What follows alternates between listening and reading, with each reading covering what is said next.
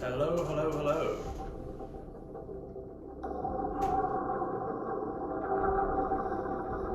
One second. Hello, guys. I think I've got a bit of an issue with the music. With me? Hello, hello, hello.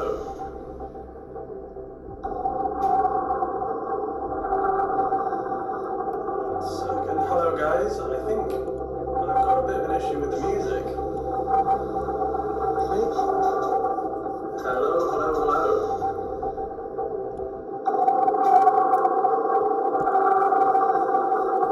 Second. Hello, guys.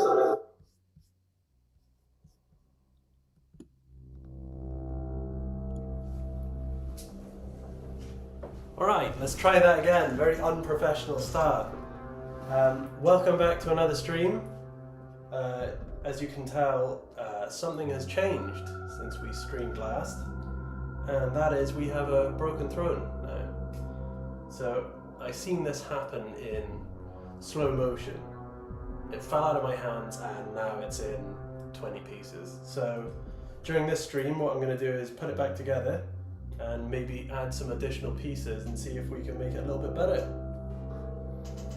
Hello Diego, you made it to this one. Welcome to your first stream. It's not what I would usually be doing. I did designate today's stream to be doing some more painting, but it looks like we're going to be doing a bit of repairing instead. So, I managed to scrape up all the pieces off the floor, find all the little ones, and what we're going to do is we're going to try and build it back the way it was, but maybe add some additional bits and pieces and make it a bit more interesting. So yeah, let's give it a go. I've looked at this piece often enough that I'm pretty sure I remember exactly how it was. So we're gonna try and build it back.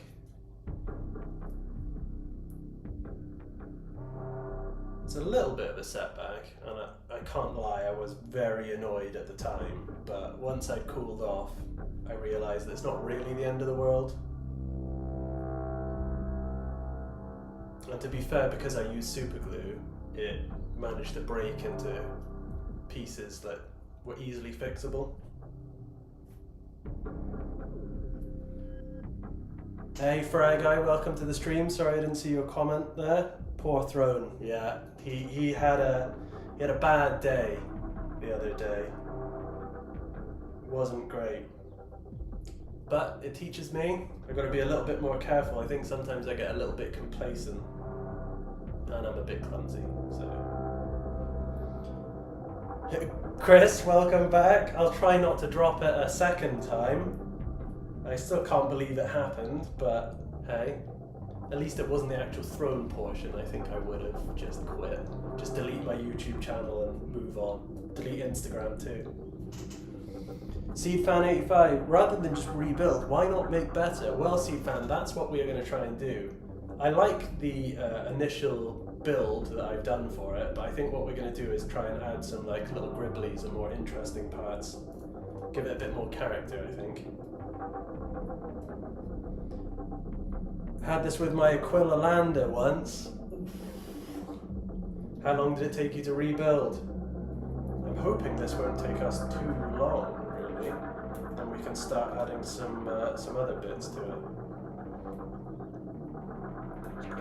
Piece by piece. Let's go for these arches need to be on the tops of these columns. Some pieces I think I'm going to have to take the hobby knife to because it has a little bit of residue from the super glue. So we might dry fit things first to make sure that it works. I don't really want it to look wonky.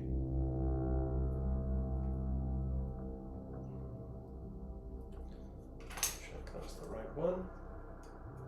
Don't ask. Okay, I won't. Right.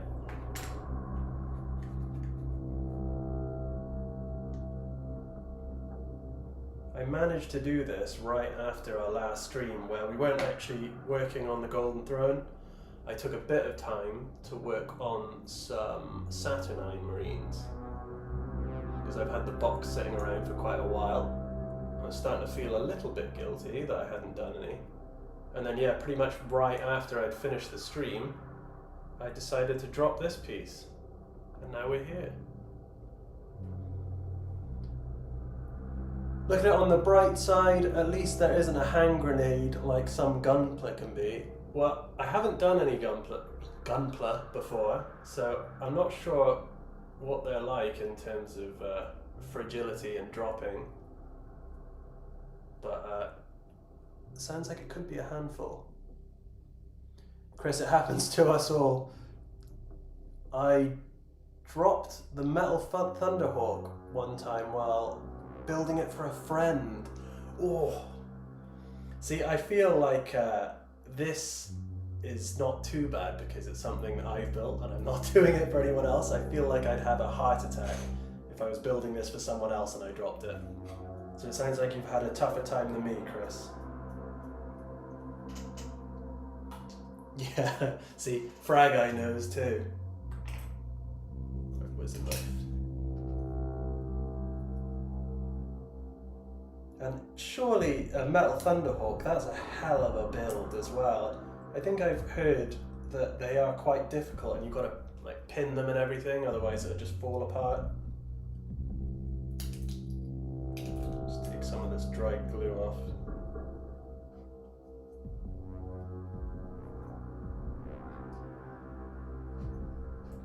It was a disaster. It sounds like it. Kind of made me feel a little bit better about this, intentionally or not. Okay, let's check out this other piece. I think that'll work. Weighty, yeah, how much does one of them weigh? Because it's a pretty big metal kit, isn't it? Isn't it the biggest metal kit they've done?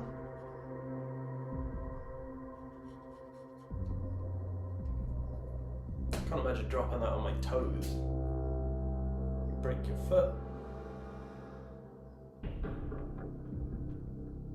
The weight alone could kill him, and it probably could from high enough.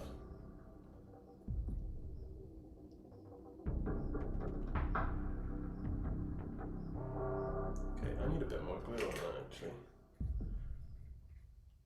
I know some of you probably won't like the idea of me using super glue again, but at least if I make any more mistakes, it's, fixable again. I was worried that the top bit, which is quite ornate, it's got a lot of details on, was just going to smash into thousands of pieces, but it didn't. It actually remained pretty much intact.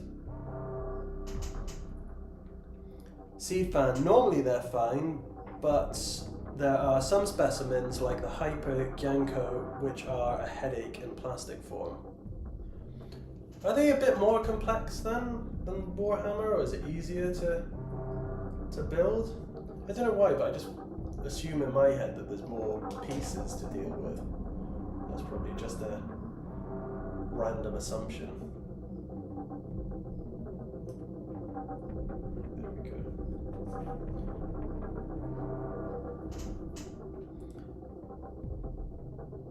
In that regard, it's perfect.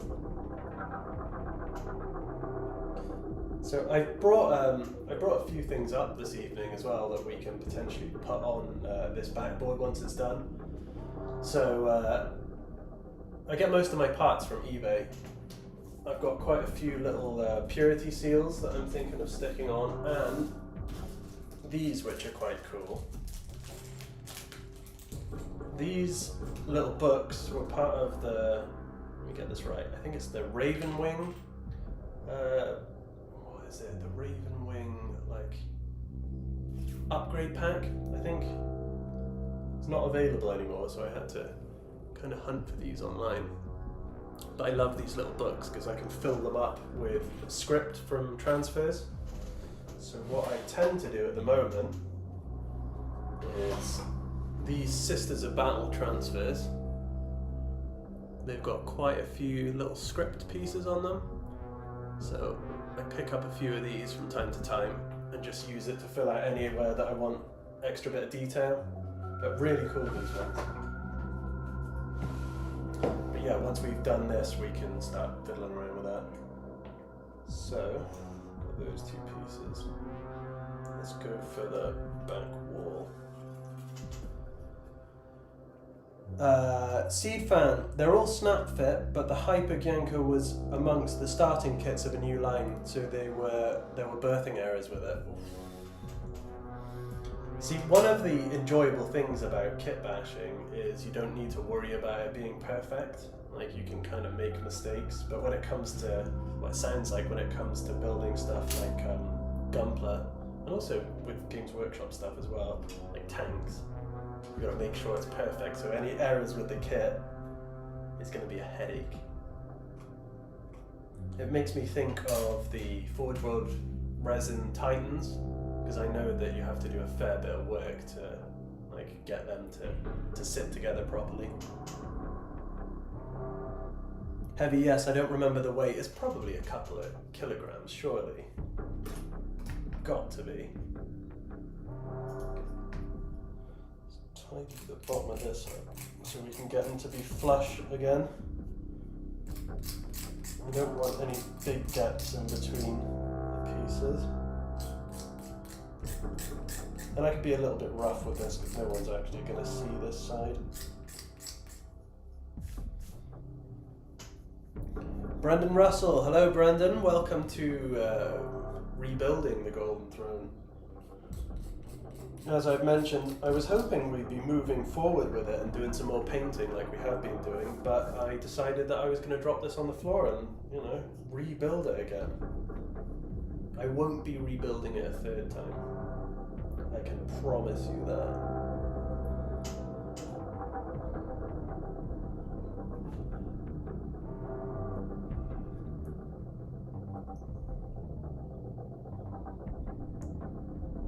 Yeah, exactly, Chris. Resin, I don't, apart from like a couple of pieces that I have for this, I don't really work with resin.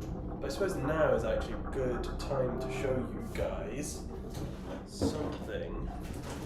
something that I actually got sent by someone over on Instagram. Ignore the green stuff rollers, I just put them in there to bring them up.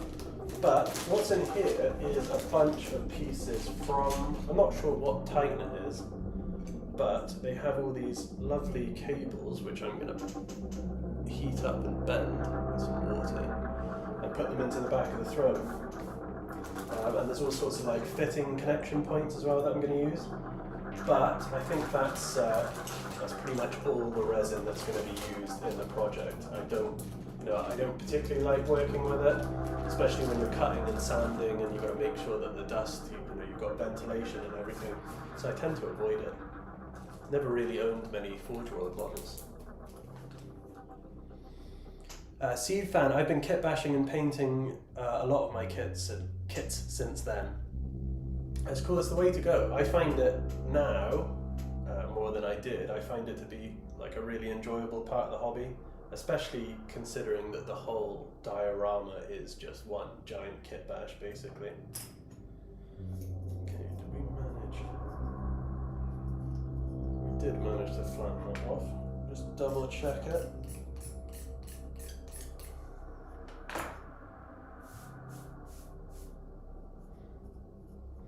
I do also want to roll some more green stuff wires because even though I really like this piece, I've noticed that because it's quite thin, it definitely needs a bit more like heft to it. So I think the back of it is going to be an amalgamation of machinery bits and pipes and everything just to make it feel a bit more heavy. Yep, volume 1, rest in peace. Let's not have the same for volume 2, please. I'm going to put this somewhere safe as soon as we're done building it.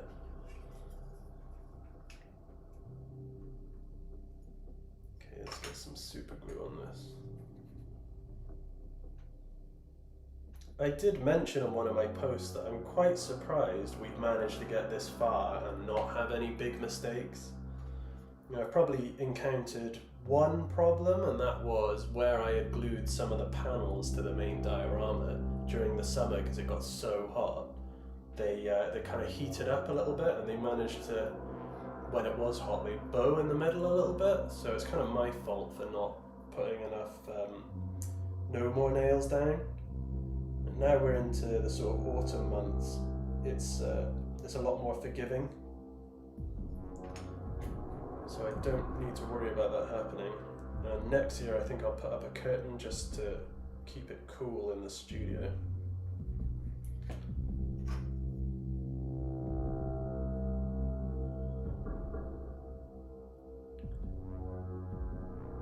Diego, are you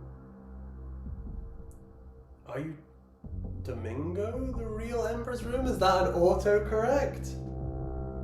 Is that an autocorrect? You might have to explain that one to me, Diego. My brain's not processing it this evening. Famous last words, I hope not. It's gonna go safely up there once this is done.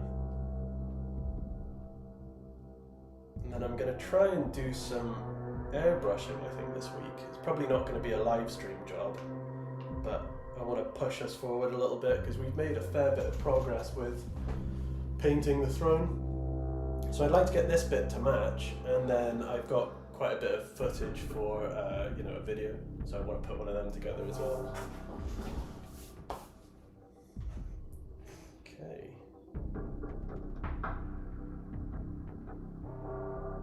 So, got to flatten this side.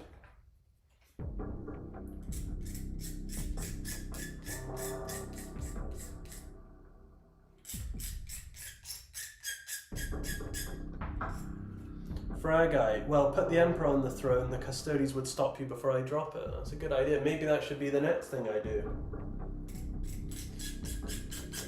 I've definitely brought up before how it's taken me quite a while to commit to working on this part of the throne because it's the focal point of the diorama. I kind of started on the floor panels and done loads of transfers and all the details for that. And I think the Emperor is kind of in the same category in terms of maybe I've been putting it off a little bit when I should just be jumping into it. But I think at least now we are kind of moving in the right direction because we've got that painted up mostly. So maybe it's about time I get the kits that we need to build a version of the Emperor to sit on the throne.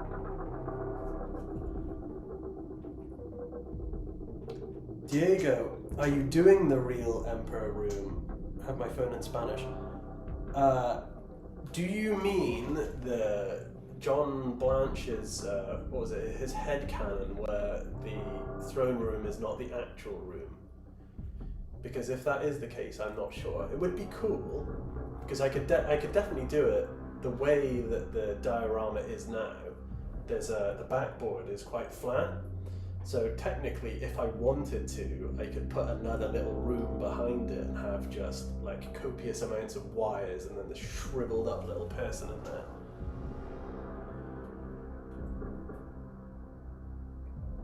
And the thing is, the more, it's been brought up a couple of times that sort of John Blanche headcanon, and the more I hear it, the more I kind of like it. So no commitments or anything, no, I'm not promising anything. I think I've got enough on my plate for the time being. Let's see if this is nice and flat now. Frag-eye, what style will you do for him? So freshly on the throne or 10k years after? I think, Frag-eye, what we're going for is skeletal emperor, but we're not following the same sort of design as the first one. If you've seen my first project, which kind of hides behind me here, we have quite a skeletal emperor, but he's just covered in robes. And what I'm thinking for this next one is I'm going to make him, Primarch sized. There's always that debate, isn't there? Like, where people say, oh, surely he's not supposed to be man sized. But in my mind, he projects what he wants people to see. So I think he could quite easily be a normal human-sized, human-sized guy. He hid amongst humanity for thousands of years as a human. So why not, when he's in his disheveled state, be human-sized? But yeah, that's a bit of a tangent. For this new one, he is going to be Primarch-sized, so I'm going to use Gilliman bits and Abaddon bits and a bunch of green stuff, basically. Persil, hi there. Is this your first live stream? Persil, it's not. It's my third live stream, I think. I've been doing a couple fairly regularly now, just to document the process and progress of what we've been working on within the throne room. Is this the first time you've joined us? I'm guessing it is. Yeah, Chris has it. Chris has been here for most of them, haven't you, Chris? I think you've been here for at least, is it 2 3? I'm losing track already. I'm probably going to end up losing track. Just started doing these really to share with you guys what goes on behind the curtain, because sometimes it takes me a long time to make a video. So with this, I can just kind of show you all what's going on in real time. Which is quite nice, because I also get input from you guys and ideas. So 3 times, Chris. Well, thank you very much. It's a lovely green name you have there too. There's been a few firsts since I've started streaming. Actually having members, which is quite cool. Well, it's not quite cool, it's very cool. What was quite cool today was having a little queue for the live stream. I've never had that before. It's usually I just start streaming. So yeah, having people ready to watch it's pretty awesome.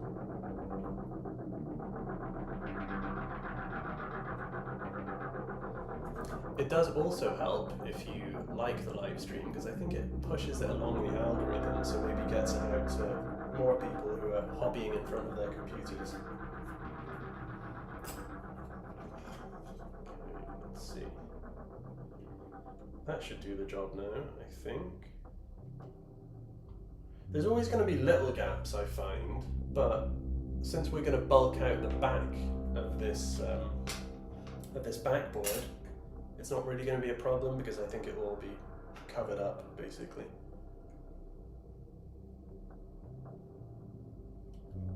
Thank you to everyone who has joined this evening. It's nice to have you with us. These streams are essentially me just rambling about this project, which I seemingly can do for hours. So, if you have any pressing questions, absolutely feel free to ask.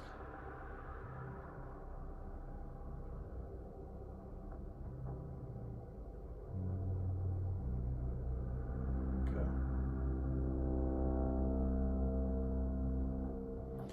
Yeah, in my mind now, I've decided that we are going to decorate this backboard a bit more, because we're going for a kind of grimdark feel. I think we're going to put a few more purity seals on it.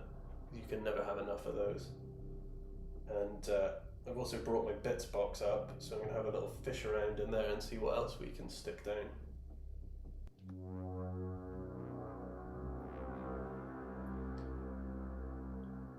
On Diego, on Titans, we use 2-part resin to glue and fill those gaps, a bit of sanding, and no one is going to see it. Yeah, I'm sure I'm sure once you get the hang of building them, it becomes sort of second nature. It's just, for me, I stuck to my finger. For me, where I work in the studio, I just kind of have these main double doors, so when it comes to cutting or sanding anything that's resin, I'll put my mask on, but I don't want to keep doing it without proper ventilation. I just find it's a bit of a faff too, so I like working with plastic mainly. There we go. It's starting to look how it was, which is quite good. So we are getting there.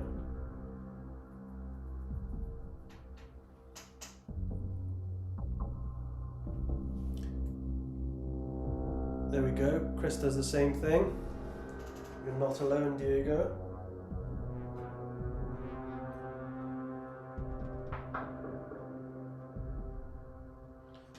make sure I don't rush this. Make sure they stay in place. Okay, what else have we got? So, I think I had these two little bits either side. I did. Okay, that's good. Clean these off and put them back. What is everyone else up to this evening? Are you guys just doing some hobbying or just chilling? It's a nice Sunday evening here.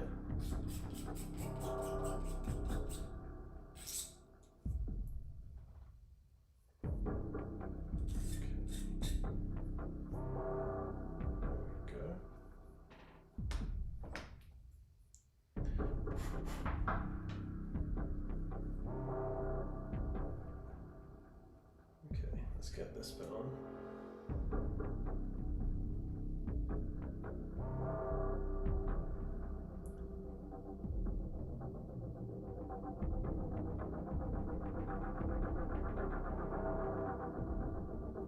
Okay, you're gonna hear and see the concentration noises and like an old man wheezing and making all sorts of noises.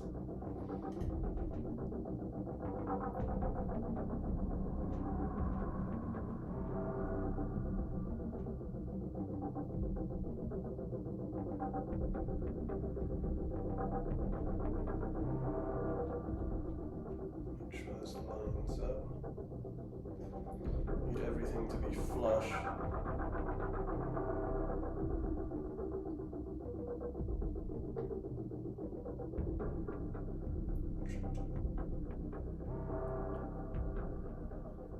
Chris, I did an Acasta's Night Porphyrin, but 3D printed. It was cheaper, lol. Once you paint over it, you don't see the difference. Well, I know, Chris, that the quality of 3D prints now is just incredible. I've seen some really cool stuff. In fact, I don't have it on me, but there is a couple of guys that I follow on Instagram, and they're called, let me get this right now, I don't want to give the wrong name. Let me see if I can find them, actually, just so I don't give the wrong name. That's the one. So, Sump Sea Foundry is, they're a group of guys, like Frankie I think designs them, and then they're available as prints and STL files, and they are really cool. Like they're sort of compatible with Necromunda, and they've sent me a couple of pieces and they are really cool. Like you wouldn't be able to tell that they're 3D printed, they're so smooth. And I'm just finding that like nowadays we've come so far. So yeah, I might have to dip my toe in it at some point. I just worry about the time and effort it's going to take for me to learn how to use it. But I guess once you're over that, you're in, aren't you? See you next time, hopefully an earlier hour, Australian time zones, right? Yeah, I think quite a few people have had that, Seed Fan, but thank you very much for swinging by. It's been good to have you with us. Mike, you can give it more structural support when you're done filling it up with like 7 boxes of Citadel skulls. Yeah, that's kind of what I did for the throne, to be fair. This doesn't actually have any skulls on it, so you know, it's an excuse to put more on. I think I nearly used a whole box of skulls for the throne back there.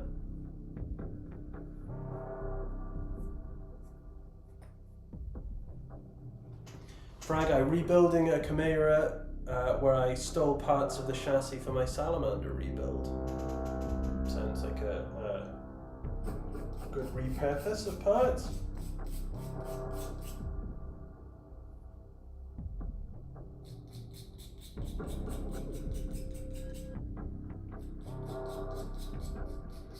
It's always nice to have some of you here while I'm hobbying anyways, just saves me listening to rubbish on YouTube. I end up spending a lot of time not knowing what to listen to and just have some crap video on in the background instead of something informative, you know. Not that this is informative, this is probably crap in the background as well, but hey.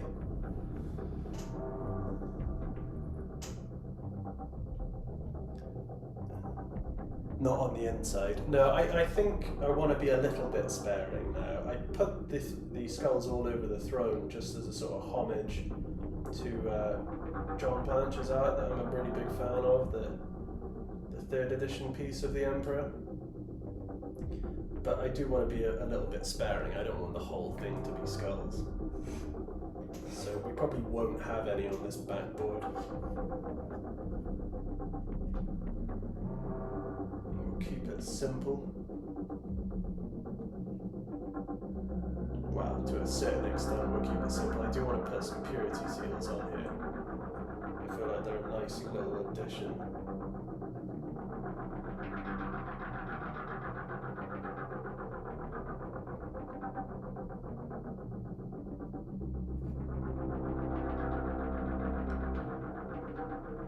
It took a second to break, and it's probably going to take about 40 minutes to build it back again. Funny how that works.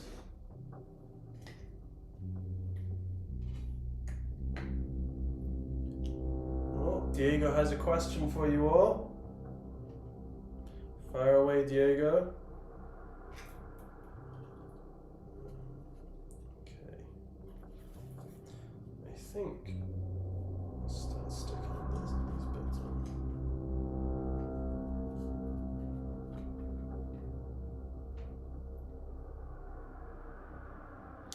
Chris, do you make your own washes, inks? I don't actually, Chris. I just use the Citadel ones, to be fair.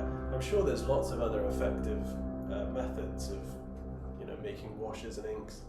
But so far I found I can just put the Citadel ones in the airbrush and, go to town on the build, basically. Always up for recommendations though, Chris. Any way I can work more efficiently.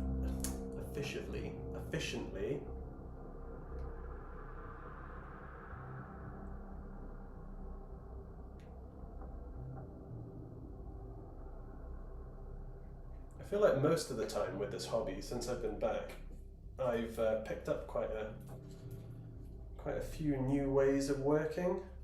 Because there's lots of stuff, I think I've said this before too, but there's lots of stuff I don't know how to do when it comes to hobbying, especially when I got my airbrush, when I bought my new airbrush, I had to watch a few videos on how to get that set up correctly and sorted out.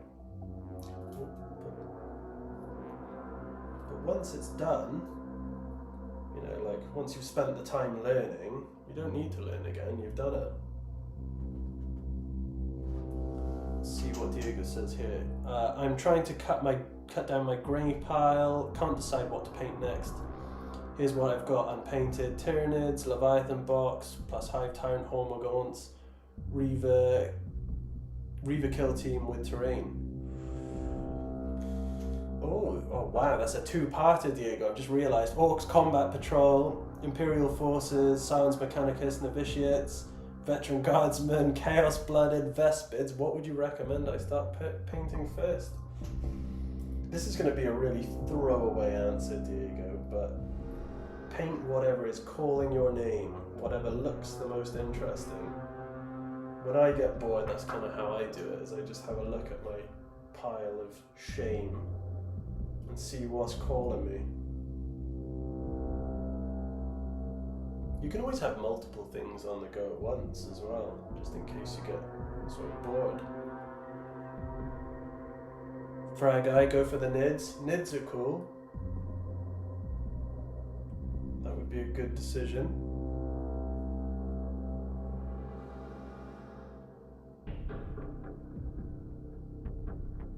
After Nurgle.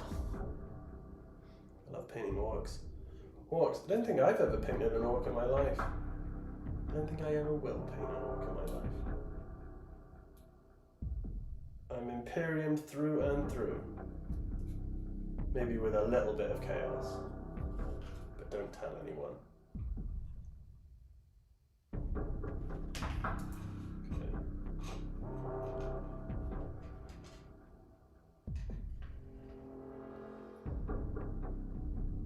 You might find, guys, that I'm a little bit more quiet when building this part. just because I want to make sure I get it right. I'm terrible at multitasking.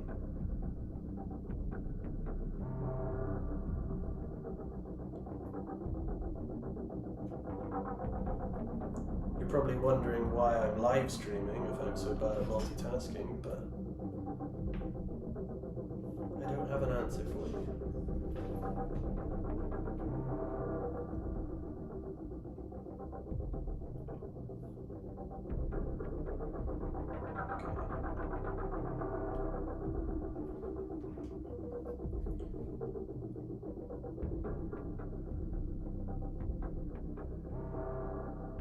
Not gonna lie, I thought this would be a little bit easier. It's actually a little bit challenging just to get it the way it was.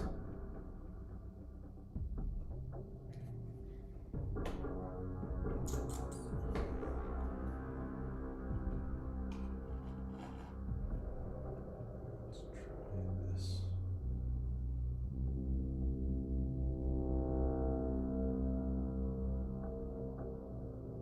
Pretty sure there was a little gap. Pretty sure.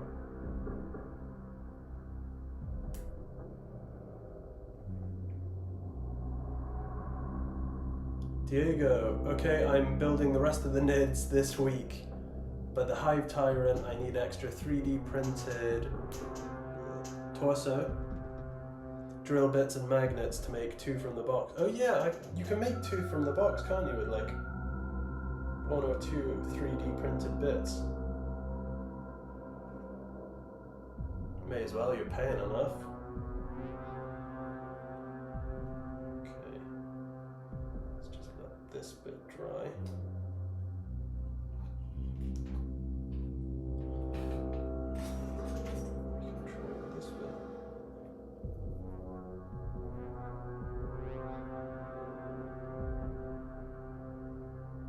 Yeah, I'm gonna have to cover up a few sins here.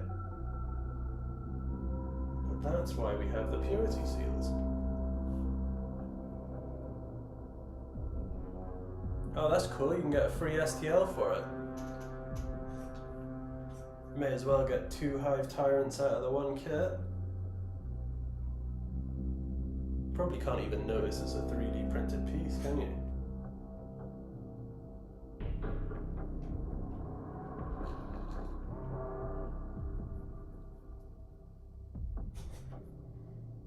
Righty then, let's get this last bit on, and then I think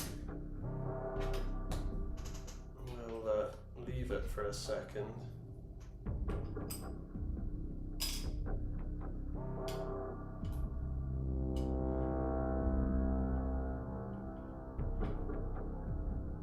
Don't know why I'm fiddling around with that bit. I get too ahead of myself. Done the same when I was building the Space Marines.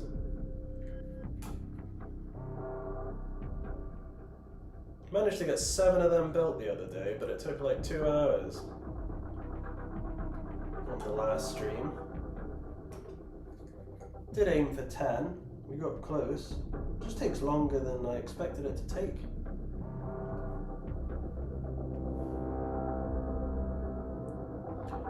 Well, surely Diego, no one is going to know at this point, are they? Once it's painted, you can definitely, you know, I'm sure you'd be able to get them into tournaments without anyone noticing.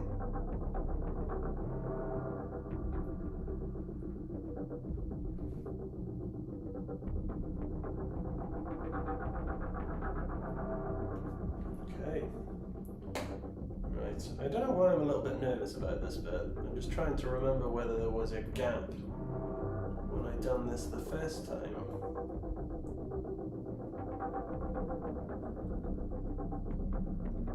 Making myself panic a little bit.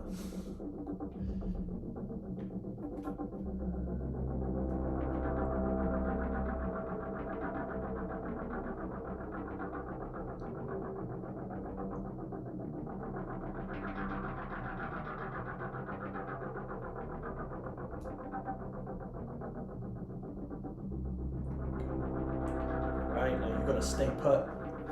Mike, I know it wouldn't have the fidelity, but if you made a blue stuff mold of the parts you need and then cast them for yourself with sprue goo, made entirely from GW plastic, it would be theoretically legal. I mean, that does check out. You're using GW plastic, you're just re-sculpting it. Sounds like you've used that excuse before, Mike.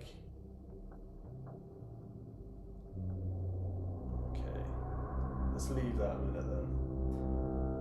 And let's have a look at, yeah. So, this bit was the piece that I was really worried about. When this fell out my hands in slow motion, I was worried that that was going to get obliterated, but it actually survived. Angus Crafting, the life of the Emperor is in your hands. Well, I haven't been doing the best job so far, since he decided to fall out my hands onto the floor, but we are getting back on track. Welcome to the stream. Got 16 of you this evening. It's very cool.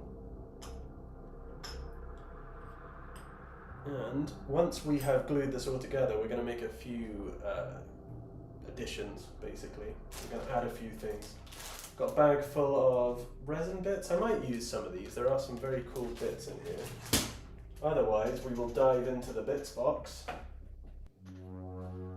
And this has, I keep like all the special bits from kits that I really like. So in here we've got a couple of like cherubs and stuff. The Triumph of St. Catherine kit has some very, very cool pieces in it. It's just a shame it's like 60 quid. Yeah, so we got all sorts in here basically, and also servo skulls. But I don't think I want to, I'm not sure whether the camera's going to pick that up. I'm not sure I want to paint these first before I glue them, because I feel like if there's too much stuck together, it's going to be a pain in the ass to paint.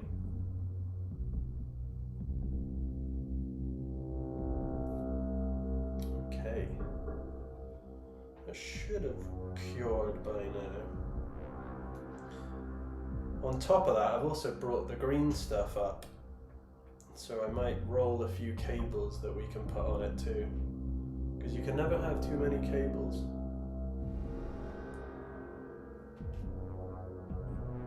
Okay. Will you add the 3 special custodies, Frag-Eye? Probably. I mean, there's going to be, well, we did discuss before, I want to have 300. You know, the board is definitely big enough, the diorama is huge. I've got these, I've actually got these special ones. There's 4 of them. So, these were made by Shattered Legion on Instagram. And he made me a squad of 5 of them, and they're like custom, sort of special custom custodies, and I'm going to have them sort of nearest the Emperor, I think, so I'll probably use 3 of them for the special custodies. But yeah, we're also going to name them after members as well. 300 if we could get there, that would be crazy, 300 each with a member's name. But we'll see. Okay, let's do some more gluing. I'm not entirely sure yet how I'm gonna fare painting 300 custodies.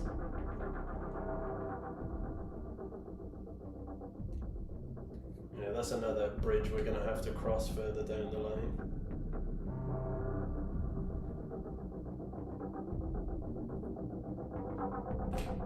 I'll try not to shake too much as I put this piece on.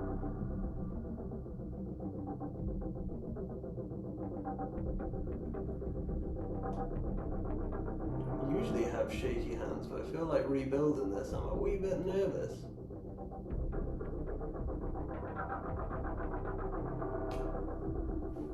Go. Ah, the special ones. Yeah, well, I don't know. I don't know. I think I put like a short up on YouTube a while back, seeing whether that's something that people would like to see, like certain characters from a certain show on YouTube, which you can't watch anymore, as far as I know. Yeah, but we'll see. Maybe nearer the time when we get the main stuff done. Chris, the dancing ones and the yeah, those ones. Those ones, the really buff ones. And then Dawn in Centurion armor as well.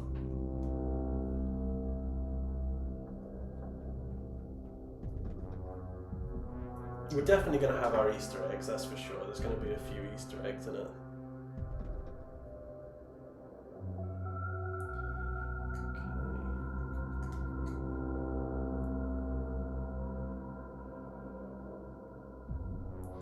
So Chris has told me to do this in the past, but if you guys are enjoying the stream, then consider liking and subscribing and all that stuff.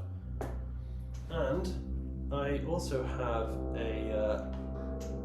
a little section for members now with some green names on it. So if you fancy becoming a member, check it out.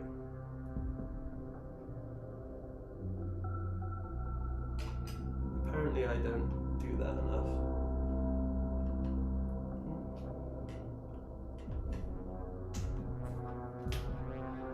Having a little bit of a dilemma here.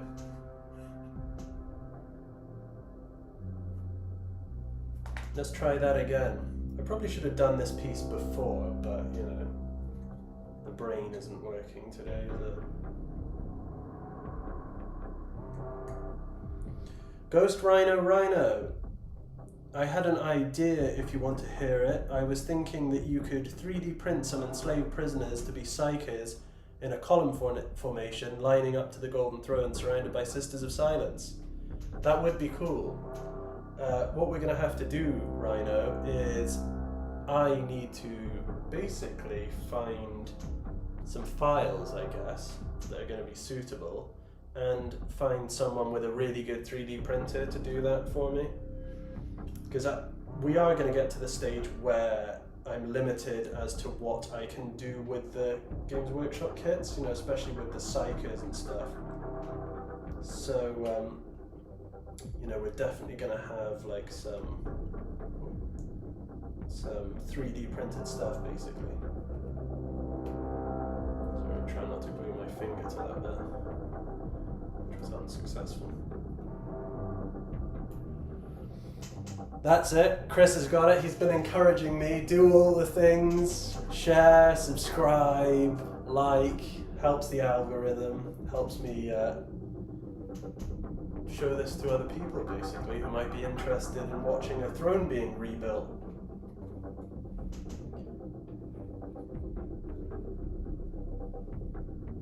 Cool. Well, we're definitely getting there, which is good. Definitely getting there. Some of the cultist STLs, yeah, I mean, I'm gonna have to look. What's it thingy? No, it's Cults 3D. Yeah, that's it. Sorry, you just.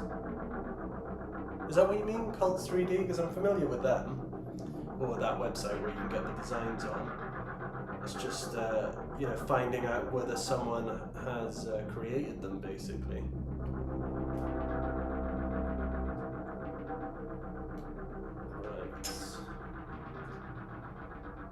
3D cults have some good files, but some cultists would also work. Yeah, I think I'm going to have a look on there, and then it's just a case of seeing maybe if any of my followers have a 3D printer that I could pay them to print me off some bits.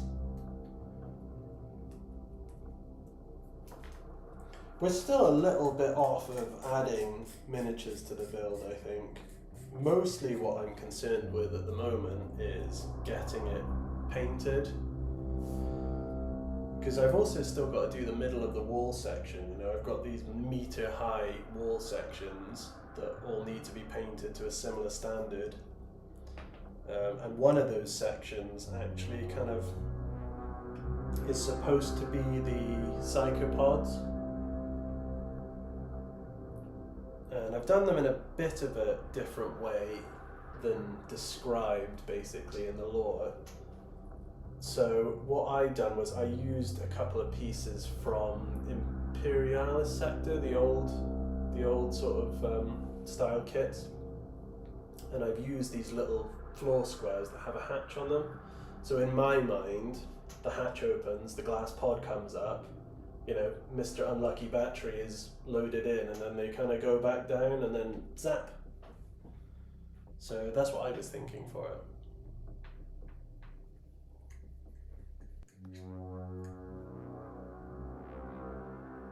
Just because I'm not sure how I would have done a bunch of, you know, glass tubes basically.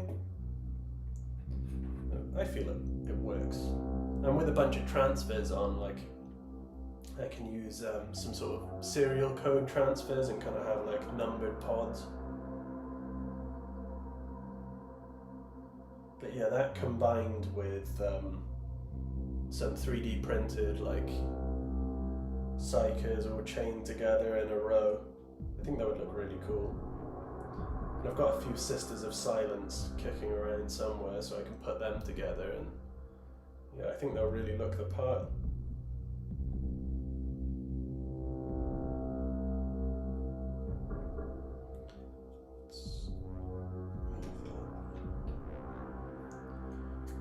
Needs a bit more glue. Let's see what Chris is saying. My Mini Factory is also a good site. I'll have a look on there as well. Let's take a screenshot. This is what I do on this channel, is I screenshot everything. Just because I got such a bad memory, I got that ADHD memory. So I will forget otherwise.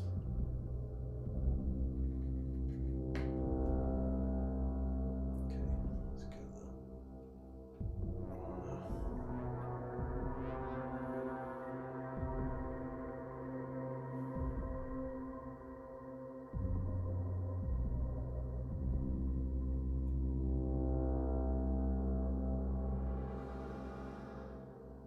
I know I bring it up a few times, but it's very cool that during these streams we manage to maintain double digits, because I think I'm right, but I've done a little bit of reading and apparently it's quite hard to get viewers for live streams. So it's very cool that you guys decide you want to spend some time here with me rebuilding. I appreciate it. Let's just straighten you up. It's cool. We're nearly there now. Mike, I mean just clear PVC pipe and plumber's pipe cutter could get you a length of clear tubing you could need. Yeah, I mean, I'm sure there is, Mike, I'm sure there's methods for it. It's just, well, I suppose one is whether I'm going to be able to make it look good once I cut it all and everything. And the second is how much, because it's already quite an all-encompassing project, it's how much more time and effort that I want to put into it. Because at some stage I do want to move on and do something else. You know, I've got maybe 2 other projects in my head that I'd like to start on at some point, but I'm worried that if I do them now, I will maybe lose interest in the one I'm working on. So yeah, essentially I have to kind of like draw the line of how much detail I want to add, because we've probably still got another 1.5 years working on this, so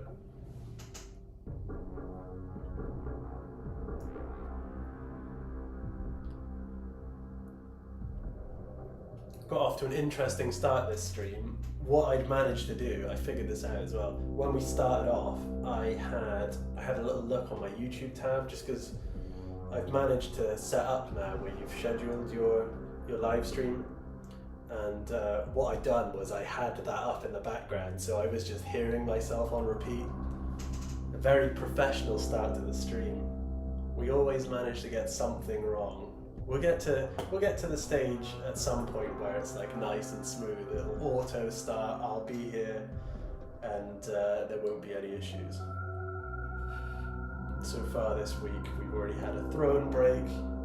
I'm hearing myself in an echo at the beginning of the stream. So I'm hoping we're past the worst of it now. Okay, and let's stick this little rogue cable on. These, I won't put this up to the camera, but what I intend to do after we've done this is I might roll some of these green stuff cables that we can use, and then while they're drying, we'll pick out like purity seals and other little gribbly bits that we can stick on this backboard.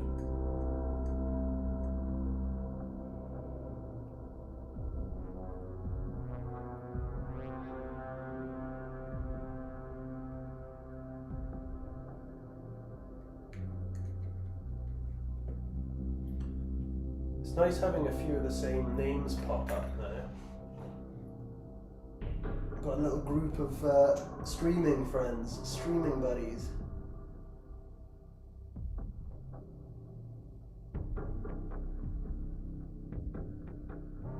And you know, you're watching the improvements being made in real time before everyone else.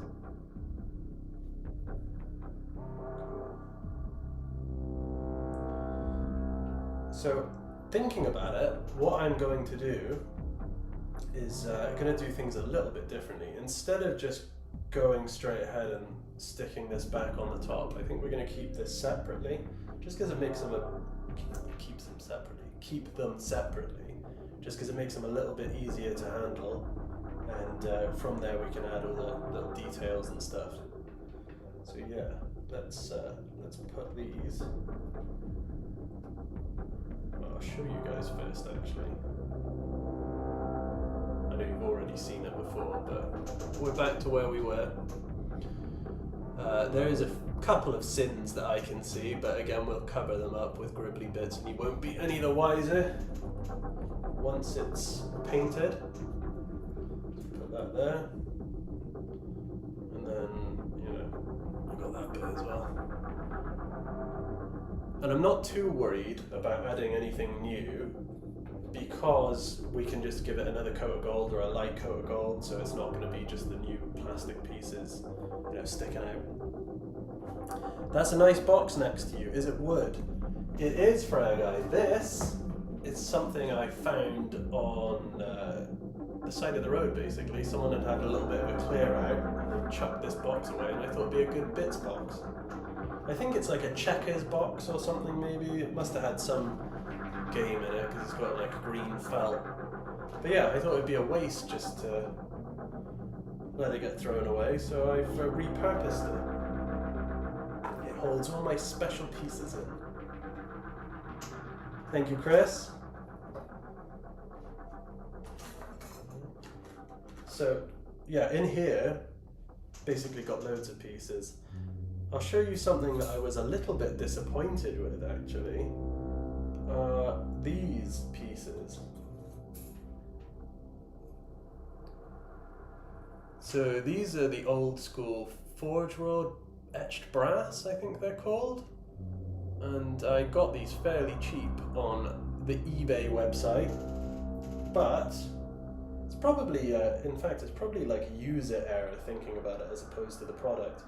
But my clippers that I have, the shitty GW ones, excuse my French, aren't so good at clipping them off, so I don't know whether I need to get like some, I don't know, some Gunpla ones basically, or some really sharp, precise ones, because otherwise they just are left with these little protruding pieces. So that might be something I have to do soon, and see whether I can get them to play ball. Because I feel like I'd like to use them, and I feel like when they're painted they would look quite good. And on top of that, got some metal wings that I'd like to use somewhere on the diorama. Got 2 pairs of these, and I used the first pair on basically a sort of bust of the Emperor, I'm calling it, that I added a while back, still unpainted. You might be familiar with that if you guys have seen the other videos that I've done, or if you've been following on Instagram. Fraggai, nice. You need model clippers, scale model. Okay, well, what we'll do, Fraggai, is make a note of that too. because, as I say, I would like to use some. More so these like flat ones as well, not flat ones, the rectangular ones. But I'm just going to make a note.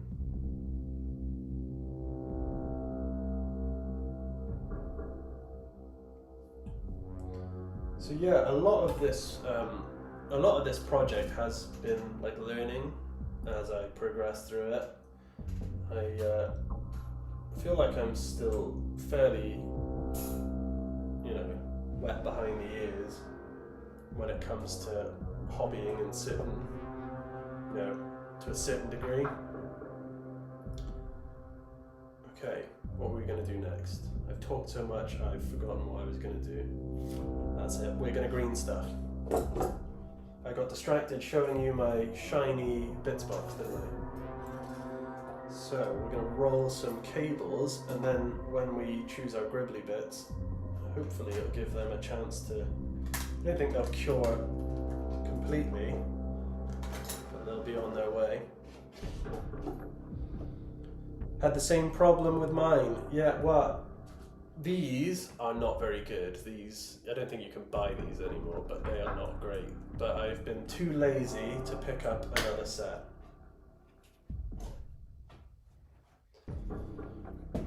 Okay, let's go for it. Green stuff.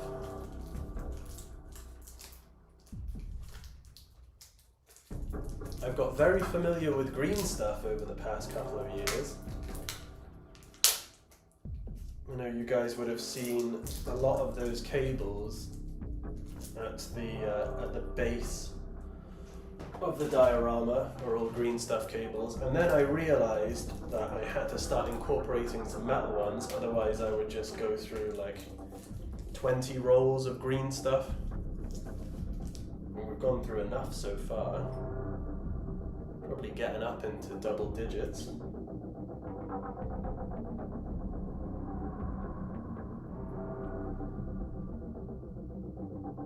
I have the God hands now, they work like a charm for it. Well, that's good to know, Frag Guy, because I think after this stream I'm going to pick up a set of those.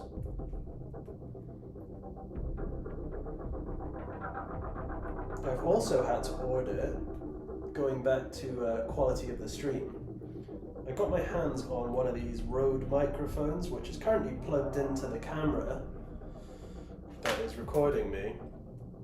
And I'd done a couple of these streams, and I was wondering why the audio quality wasn't perfect. And what I've realized is that plugging the camera in doesn't automatically detect the microphone that's plugged into it, so I've had to get a little sound card, which hopefully I can use during our next stream to improve the quality of the audio. Because a lot of this has been a learning curve for me, basically. I mean, it's been a fun one, but there's been a lot of tech learning, and I'd say we're probably just at like a basic level of streaming.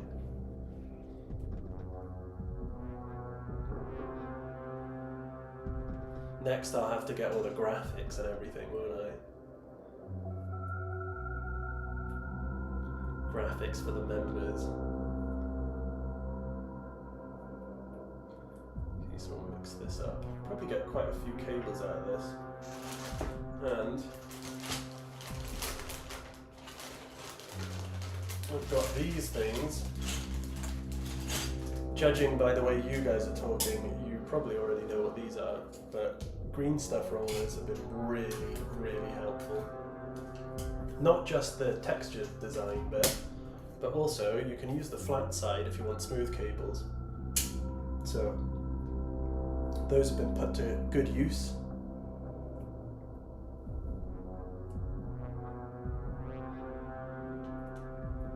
Making progress. Is there any elements of the build that you guys are looking forward to the most? Like, is there something that I can live stream for you guys that you would enjoy quite a bit? Because I'm definitely open to sharing, more elements of the build. The only thing that I will be transparent about is that when it comes to when it comes to the detailed painting side of things, I don't think I'll be able to live stream that, because I feel like my head needs to be in the zone, you know. Plug my headphones in for that and then just concentrate. Otherwise I'll be ignoring you guys and you'll be like, what's the point? Why is he streaming and he's not saying anything?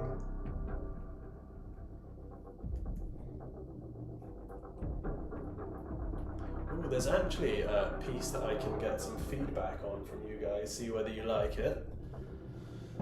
Now, for the throne, I think it's mostly complete in terms of like what's going to be stuck to it, but I found this piece in a Age of Sigmar kit, and I feel like it would look really good because it's, you know, it's essentially an iron halo. So can you guys see that that bit there? So I thought that looked really good, and what I'm planning to do is maybe see if I can use that. I'll paint it up separately and stick it on, but I feel like just behind the throne it should look pretty perfect.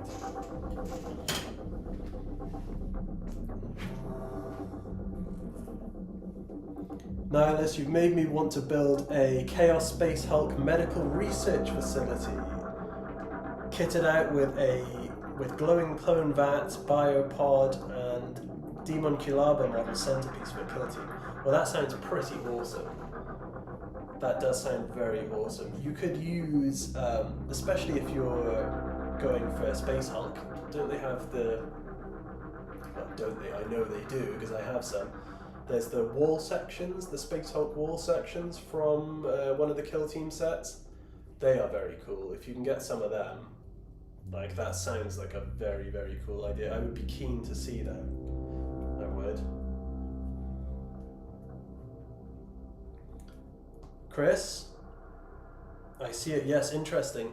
Yeah, it's one of those pieces that it just kind of, it wasn't what I intended to buy, basically, because as I said, when I get stuff off eBay, there's bits I have in my mind, and then basically when this turned up, I can't remember what it was that I cut off from here, but then I noticed that little iron halo, and I thought that it will be, you know, perfect for the build. So yeah, there's a lot of kind of, as Bob Ross would say, happy accidents. And it goes back to why I don't get rid of kits. You know, when I choose the bits that I need, I don't tend to sell any of the bits that I haven't, because I feel like at some stage they'll become useful, and then I'll be tearing my hair out wondering why I sold pieces that I could probably use. Gallow Dark, that's the one. It's very cool scenery. I have probably 2 kits worth of that sitting around in the studio, which hopefully will be incorporated into project number 2 once we do this one, which is basically going to be a Necromunda, like hive-ish kind of build. I waffled on about it last stream, but basically I think we're talking about 40k games, like video games, and I brought up Hired Gun, which isn't the best game at all. Like, it's fun, but it's, you know, it's nothing groundbreaking. But one of the very cool things about that game was the level design and the way that they designed like all these different levels of Necromunda. So most of the time when I was playing that game, I was just looking at the scenery, and yeah, so I want to build something that's sort of based on that, like a very grimy underhive, basically.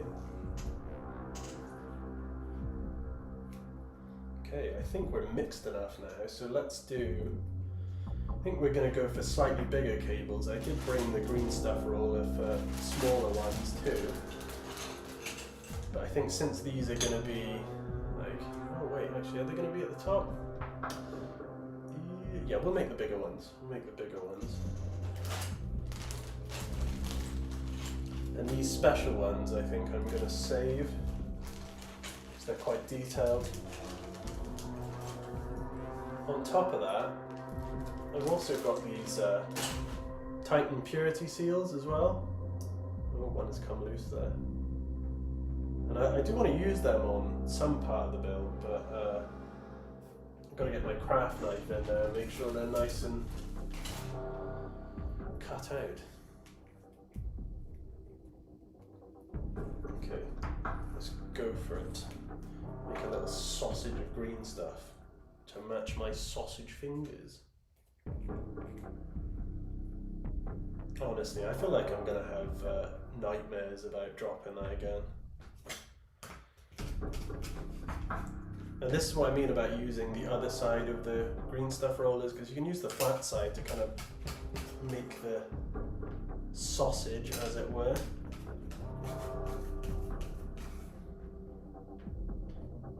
Honestly, I've done so many hours of rolling green stuff.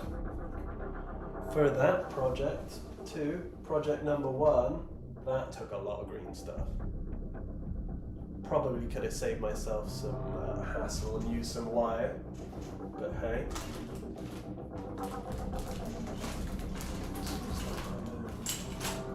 I'm sure I brought both pieces that I need. Tell me what I did.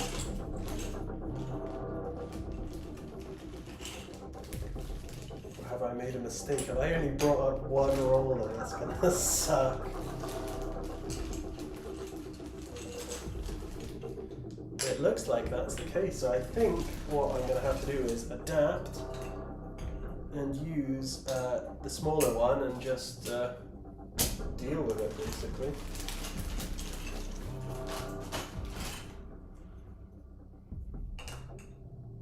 Okay, those are the same ones. Can't believe that. Unprepared.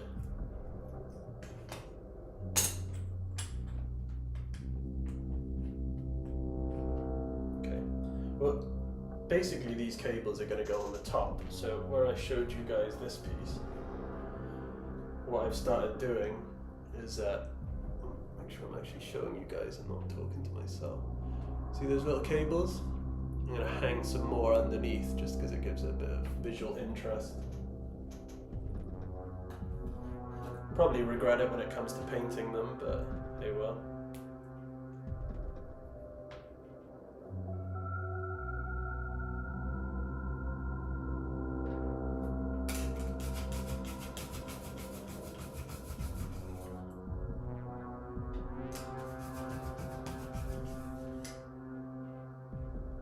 Yeah, what I do with these is I just roll them into a sausage first, and then I can stick them in the green stuff roller, and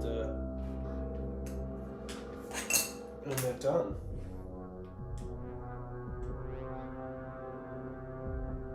You also you can sort of wait for them to dry, because they're still pretty malleable once they're dry, so you can bend them in whichever direction you need to. It took me a little while to learn that. I used to just use them when they were soft, basically, so I tried gluing them before they dried and it was just a mess, and then I finally copped on that I could let them dry and then use them. So yeah, let's go for it. Might have to make these ones quite thin. So let's see, Mike, so have you found any cool effects from using mismatching green stuff for roller plates? I have, by accident, but to me, the effects that I got from it, I didn't like too much.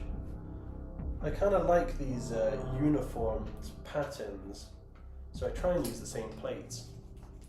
Because also I have quite a few of them, so I've got the small one and the large one, so I get quite a bit of diversity in the grains, I guess, of them. So I tend not to use like one sideways and the other one straight.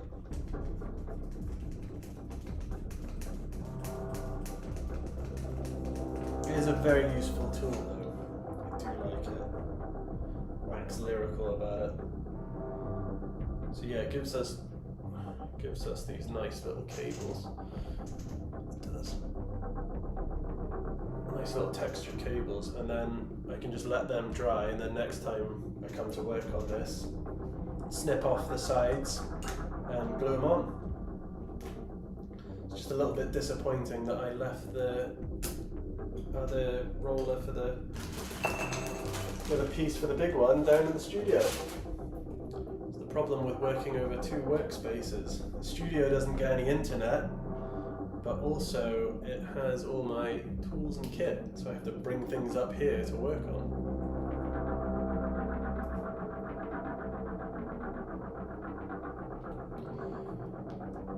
I'm hoping that with the kind of consistency that we have with this sort of streaming malarkey, that we can attract more people to the stream, because it's, you know, it's pretty good that most of the time there's a fair few of you watching.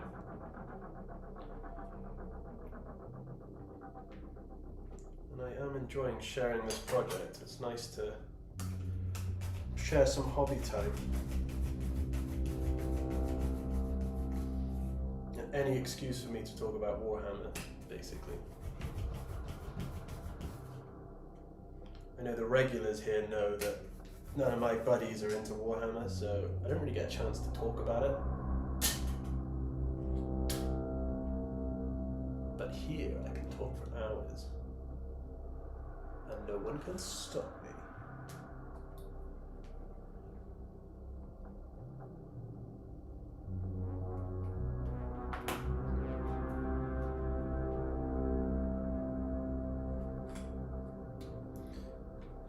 It's good. With what I've learned from this project, I can definitely apply it to the next one that I work on. And if anything, the next project should probably progress more swiftly than this one, because I won't be learning everything from scratch.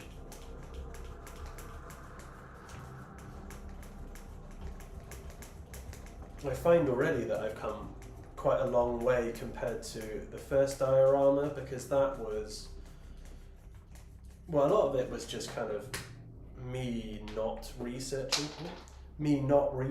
how to do things. It was just sort of going for it and see what worked. But now with this project, I'm researching things a bit more. So by the time we come to a third project, I think it'd be pretty smooth. Ghost Rhino, Nihilus, will you be adding any LEDs? I'd say that is probably the most popular question, I think, that I get asked in terms of the diorama. And the answer is yes, but much like painting the figures that are going to go on it, I think it's a little way down the line. I've decided that I want to maybe incorporate some behind the throne and down each side of the diorama.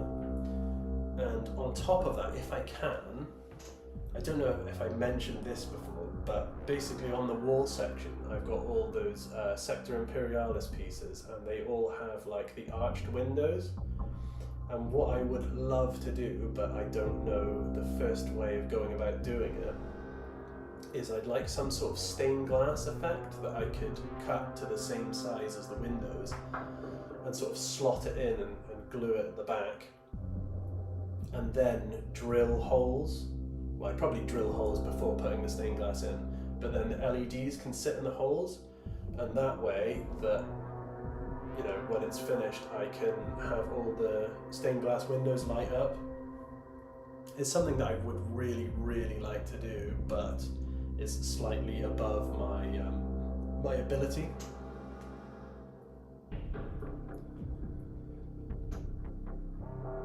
But, you know, lots of this project is, as I've said, is just new things, learning new things, and I think if I want it to happen that much, I'll make it happen. Just might take a little while.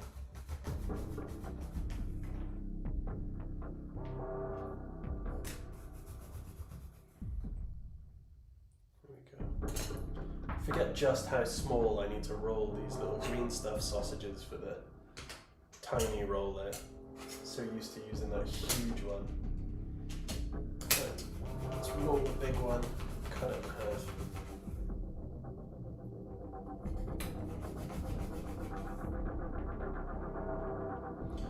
I have also spied a new kit that I want to use in the project. It's one that's been on my radar for a little while, but basically, if you know the Junith Erita kit, she's on this little platform which has a giant Aquila on it, and I was having a look at the sprues yesterday, and I feel like I can make use of like 80% of that kit. So I think it's going to be the next one on the list.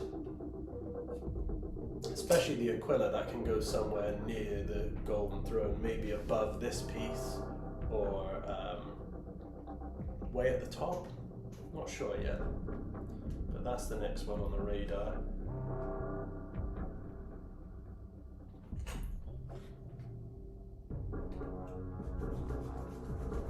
There's got to be a few hundred kits that are included in the project so far. Got to be. I haven't kept track or anything, you know, how many kits I've pillaged just for a few parts for the build.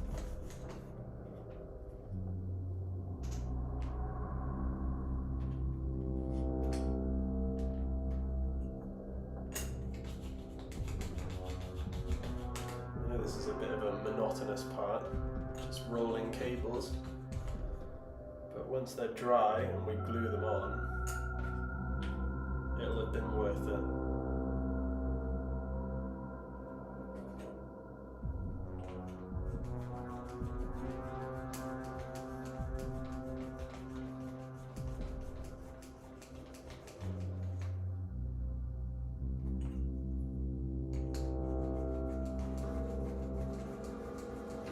We'll do a different size one now. I've got like 4 of these pieces.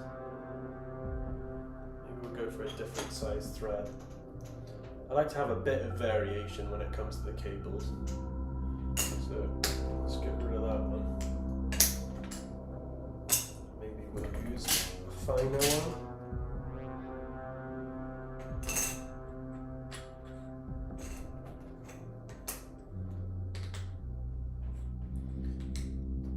As I was painting the wires on the back of the Golden Throne, I decided that when it comes to the pyramid, I'm going to use black and silver, because I painted them on there, and I feel like it's gonna not be too overwhelming, because before I was a little bit worried that if I pick out lots of different wires and say like a hazard stripe one, red one, blue one, you're going to look at the throne and it's just going to look too colourful.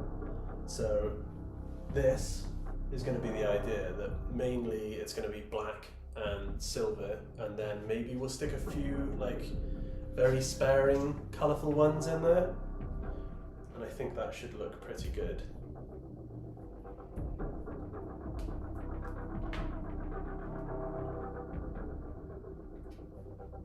A lot of time is spent thinking about this project. It's pretty all-encompassing. It's almost become a bit of an obsession at this point. If you can't tell after like 2.5 years. Not sure I'm going to be able to do anything after this that's going to top it, you know. I'm worried that I'll work on another project and it's not going to be as good. It'll break up the gold, yes, Chris. Exactly. I was thinking that because they're quite neutral in a way, colours, it just won't be too overbearing, basically. Because for this one, I know I keep referencing build number 1, but on here I've done a couple of colours, so I think I've got like, you know, kind of reds, there's a copper one in there somewhere, there's blue, there's green, and even though they're muted with the oil wash, it's still something that your eye is almost drawn to first. And even though I'm kind of happy with it, I don't want that to be the case for this one. So I feel like with these neutral colours and just 1 or 2 in there, it's going to be much better. That's my logic, that's my reasoning.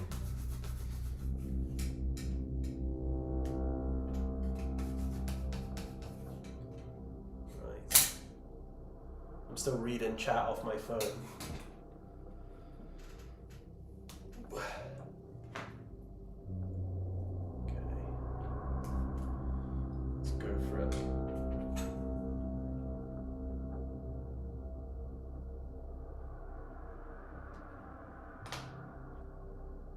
Too small? We need to roll them a bit bigger. David Malloy, hey Nihilist, hope your rebuild is going well. Good to see you, David. I know who you are, David. I know who you are. I've seen you on TikTok. I do recognize familiar faces. Well, I don't know faces per se, but regular names that come up, I do recognize you.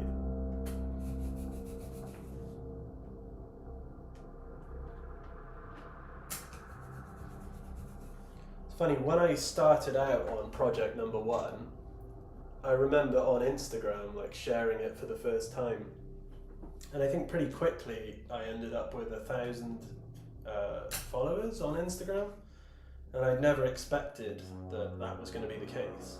I remember getting to 1,000 thinking, wow, that's a lot of people, and then here we are like 4 years down the line, and Instagram is 52,000 people, which is mad. It is absolutely mad.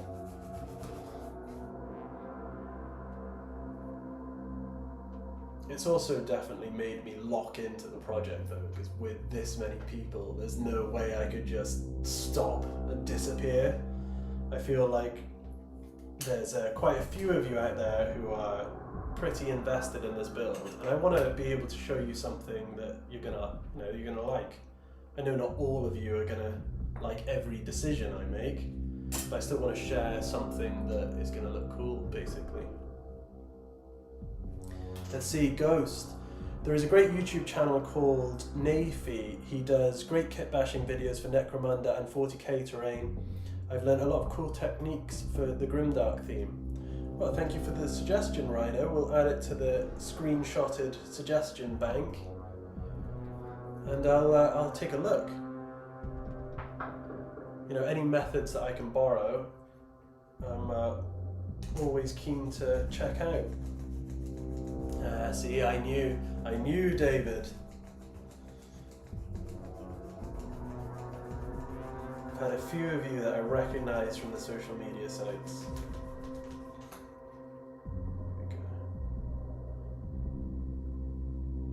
These things definitely make all the difference, these little details.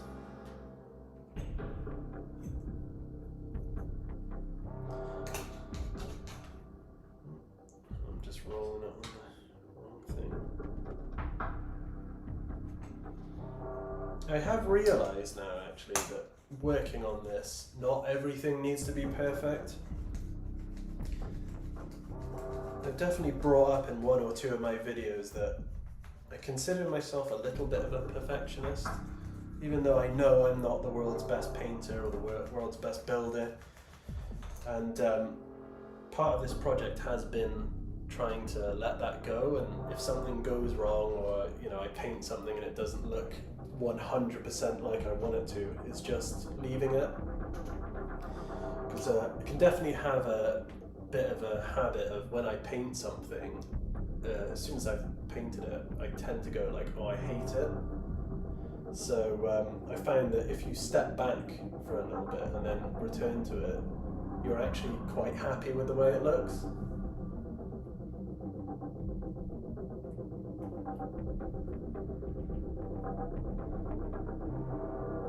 I feel like that can be a bit of a hit and miss thing for some people, is with access to social media, there's really, really amazing painters out there, and for some people it can be a little bit of an off-put, because I think you can question sometimes, because I've definitely done it myself, you can question whether you'll ever be able to paint like that, and at the end of the day it doesn't really matter. It's like you're supposed to enjoy the hobby and enjoy painting, and you might never get to that stage, and it's you know, as long as you can have fun and you end up with something that you're fairly happy with, I think that's the goal.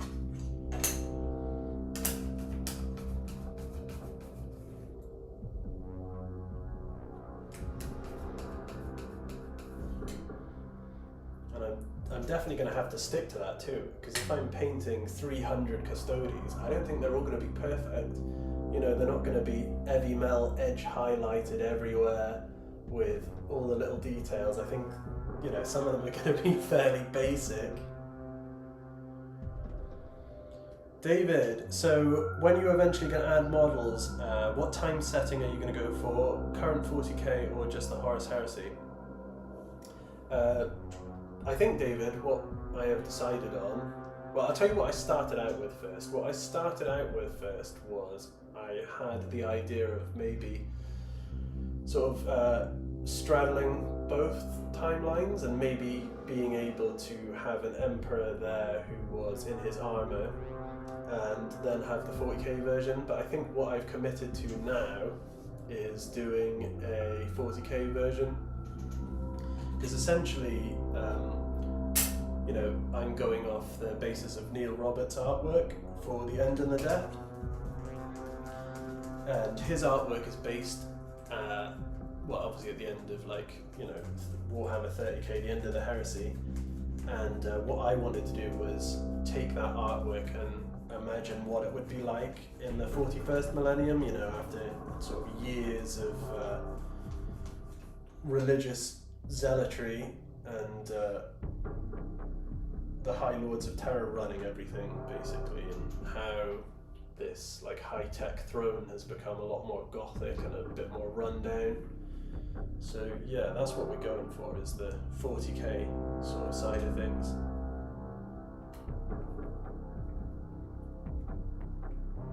And to answer your previous question, the rebuild is going pretty well.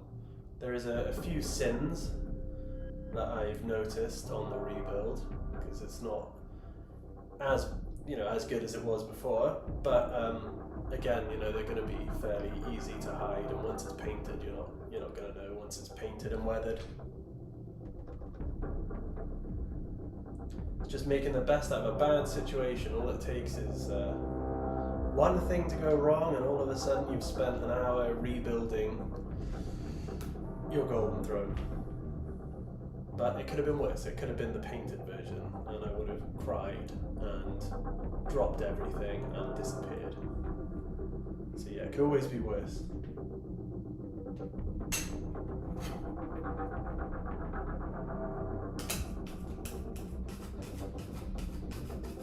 It's Sunday today, isn't it? Has anyone looked at the pre-orders? Is there anything interesting going up for the pre-orders?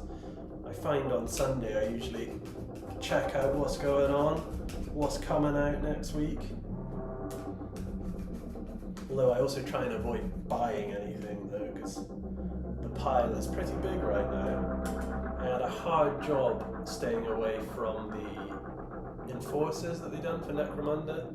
They went on pre-order I think 2 weeks ago, and I really liked some of those, but I managed to hold off. Go me.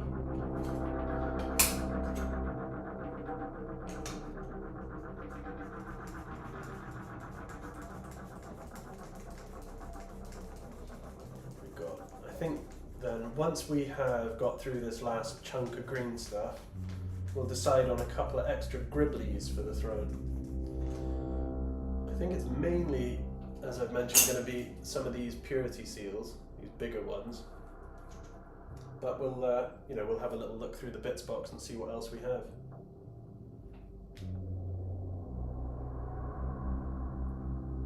I'm going a bit quicker with these cables, because I can just cut off the ends. So I don't know if you can see with the camera what I'm, you know, where I'm doing these, but basically they have little knobbly edges where I've been rolling them, but it's not a problem because I just cut it off, glue each side, and it'll be nice and flush.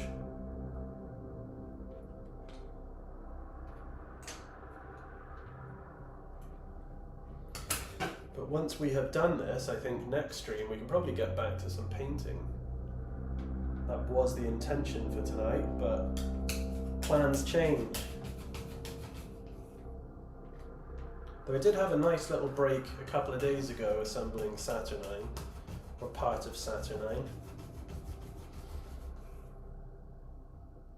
I just still feel super guilty when I take a break from the project.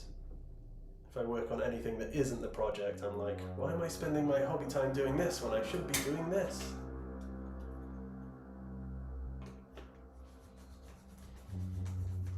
I'm sure most people don't have that issue.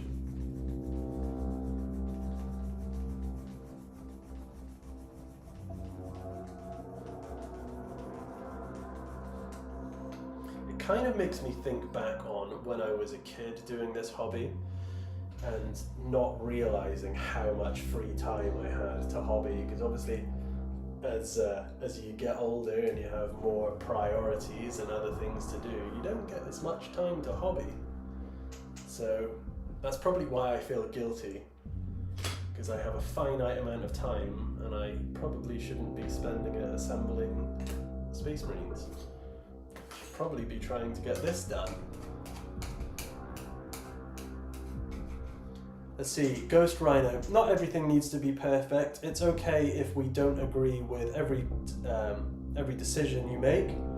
I don't agree with everything the Emps did, but I understand and respect him nonetheless. Well, I appreciate that, Rhino. I do. Let's see. David Malloy, you've got to take a break to build other things. I am trying to, David. I think that was kind of the whole issue with the Saturnine Marines, is building up to that stream. I didn't know whether I was actually going to do it. Like, part of me was tempted to go, oh, actually I'll work on the throne. But I'm starting to feel like if I don't take a break from time to time, I might get burnt out. So yeah, and you know, we streamed for about 2.5 hours, I think, and I got 7 Marines built and kind of chatted with a couple of you guys, so it was enjoyable. It was. It's about getting a little bit of fulfillment out of your hobby. I will point you all in the direction of Chris's comment there. Chris is helping me out to do all the YouTube things. Like, subscribe, help the algorithm. Also, when I do my next stream, you know, you guys can be notified, basically. It's a bit more of a regular thing now. I try and stream a couple of times a week when I get the chance. Obviously, there's the 9 to 5, but when I'm not doing the 9 to 5 and I have some time to hobby, I like to kind of jump on here and chat to you guys while I'm doing it. Even though most of it is waffle. But it's 40k waffle, so there's that. Going for it.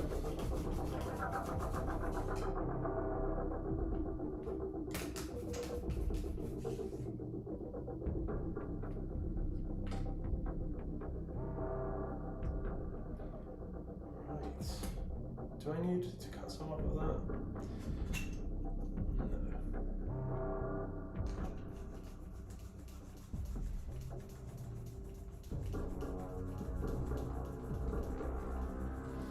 Yeah, if you guys are here for the next stream, hopefully my capture card will have come, so we can have a little bit of a better audio quality. Because at the moment it's the laptop that picks up my voice, and even though it's not the worst, when I listen to some of the videos back, I'm like, could be better. I should be using the Rode mic that I have, but stupidly enough, I didn't realize that it doesn't automatically connect when you use the camera. So much like the hobby, I am learning stuff in the tech department too. Let's see, David Malloy, I love kit bashing some more orc stuff. I'm currently turning the quad platform turret from the Horus Heresy Age of Darkness box into an orc death dread. It sounds like it'd be suitable. I think I had it on hand. If it's from the Saturnine one, I definitely have it, and I can understand how it would lend itself very well. I think that's part of it. But that sounds like a cool idea, David. It's funny that you bring that up, because during that Saturnine stream, I actually was talking about how that's probably my least favourite miniature from the box set. I don't know why, I'm just not that fussed by it. It doesn't really do much for me. You know, the Saturnine Dreadnought's really cool. No, the Saturnine Dreadnought, the Saturnine Terminator's really cool, and all the other stuff, but the platform I'm just not really that fussed about. I think I would have preferred another tank. But that's just how I feel. Oddly enough, I actually prefer the little ones that they've done. I know they've got the small tarantula sort of gun emplacements. I feel like I like them a little bit more. Also the rapier Space Marine little tracked weapons, I think they're very cool as well.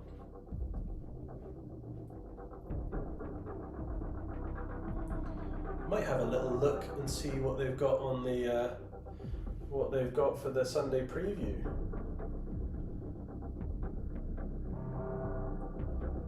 Yeah, let's have a look. It looks like it is Dark Eldar, or for newer people to the hobby, the Drakari. Pretty cool. I think it's mainly just the two new models for them at the moment, and then Combat Patrol for Death Corps. Cool.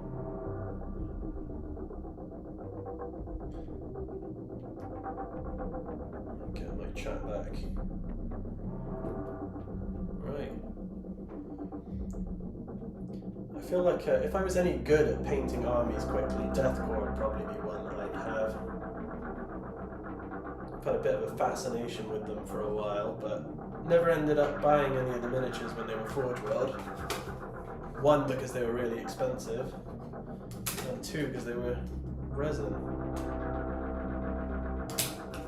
I don't know if any of you guys noticed, it might just have been me, but when they've done the redesign for Death Corps, I feel like they've made the mask a bit, like, I want to say softer, because the Forge World models had this kind of scary looking gas mask, and I don't know if it's because the eye holes were a bit bigger, but the new ones that they've done on the, you know, the remodeled ones, they have kind of small little eye holes, and I feel like they look slightly less intimidating.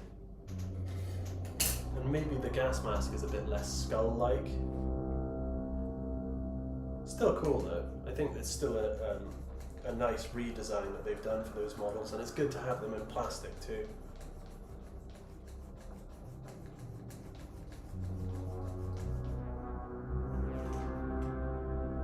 Most of my miniature choices are just a rule of cool anyway, since I haven't played the game since like 2003.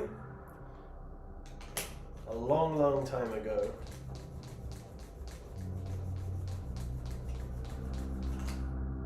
Okay.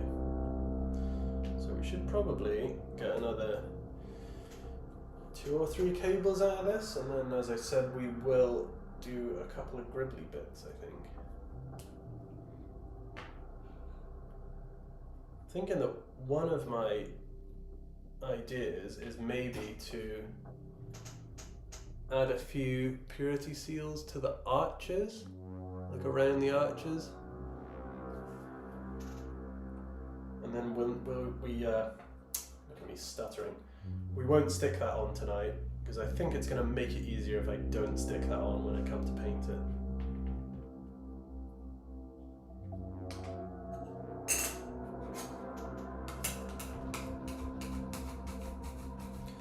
David, yeah, I was out of the hobby from like 5th edition and came back in 10th. Yeah, see David, I missed all that as well. I did. I came back at like, God, when was 10th? When was 10th? It's 10th. I don't even know what edition we're on now. But I definitely missed that. I was in at third, and then probably out at third, because I think when back in the day, I feel like the editions of Warhammer they lasted a lot longer, if I'm remembering that right. Because I feel like I was into 40k for quite a few years, and it was 3rd edition, but maybe I'm just misremembering that.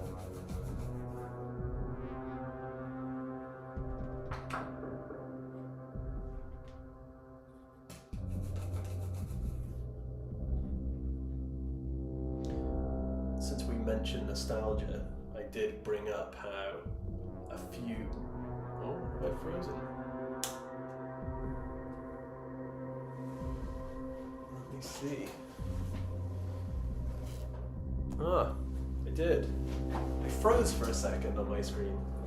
Okay, what I was saying, nostalgia, talking about nostalgia, I got my hands... Am I still frozen? There we go. Unfrozen. I got my hands on this. I know Chris has probably seen this, but I missed the opportunity to get hold of the Realm of Battle boards, and I want them now, and they're expensive, so I bought one section that I managed to get for cheap.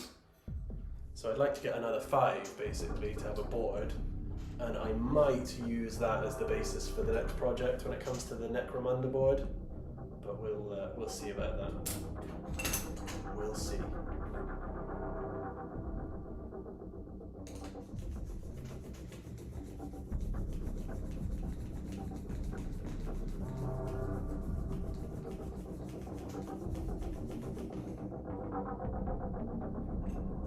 That was also my own personal funds. I can't even use hobby funds on that one. I have I'm lucky enough to have a very supportive group on Patreon, and also here, my green names, that support the project, and basically all that money goes towards like the green stuff, paints, all the equipment I need, and the kits that are going to get chopped up for it. So this little piece here came out of my own pocket to the tune of £50 for one piece, which is still relatively cheap considering what people are asking for one piece. So I think I'm just going to bide my time and wait for them to come up at a reasonable price. Fun fact, let's see, Ghost Rhino, fun fact, the only Chaos Gods that didn't get the Primarch they truly wanted were Khorne and Nurgle. Khorne wanted Sanguinius and or Leman Russ, and Dorn, while Nurgle wanted Perturabo, Vulcan and Angron. I didn't actually know that. Is that... Yeah, I didn't know that. That's crazy if that's true. I think I heard about Sanguinius before, though. I'm pretty sure I heard that was intended to be the Khorne Primarch, and it makes sense.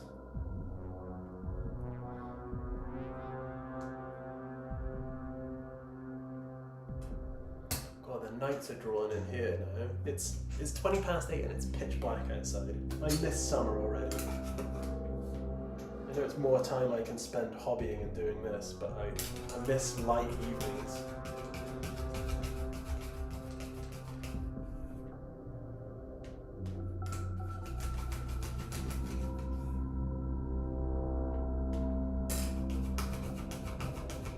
Too much rolling.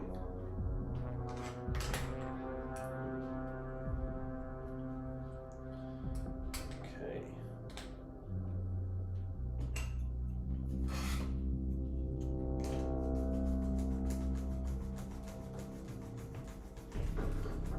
I think at least we have managed to achieve the main goal this evening, which was to rebuild that backboard. So that's going safely away as soon as this stream ends.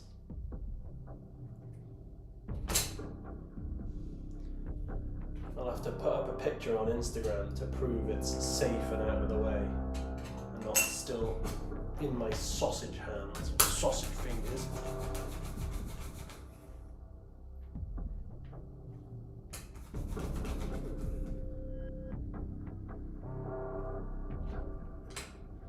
I also think for the time being we are going to keep these streams scheduled to the evenings here in the UK,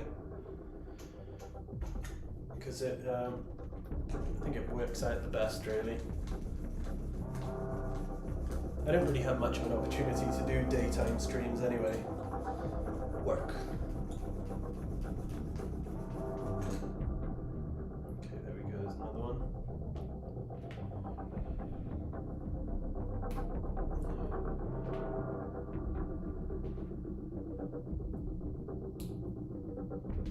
Right, a couple more.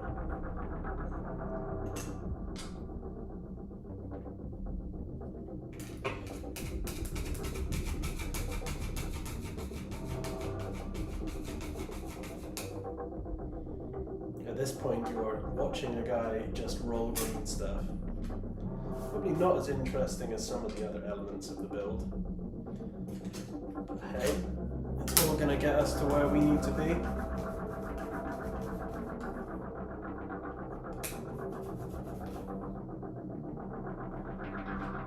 I always end up streaming for quite a long time as well. I didn't realise that the sort of the past few that we've done always been in excess of about 2 hours. Time seems to fly when I'm working on this thing.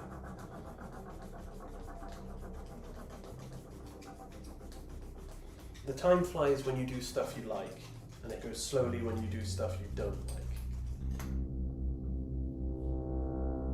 That's not right. I have to rework this one.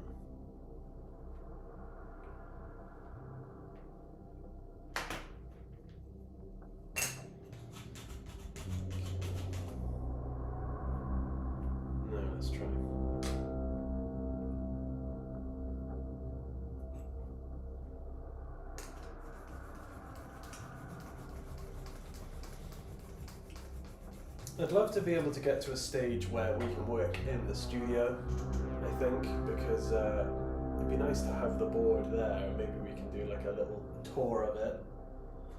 But I just need to get some internet sorted out for down there, see if that's possible.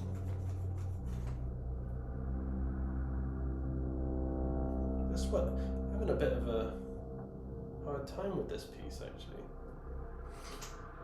It's not coming out the way I want it to. It's working against me. Okay. Let's try again. You guys might be able to hear my little dog barking in the background.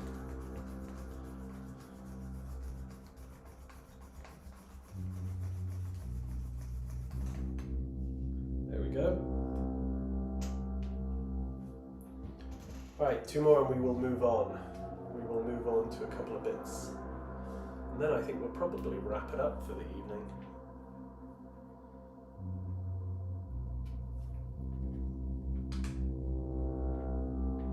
But I will schedule another one, I think, another live stream, and we will pick up from where we left off.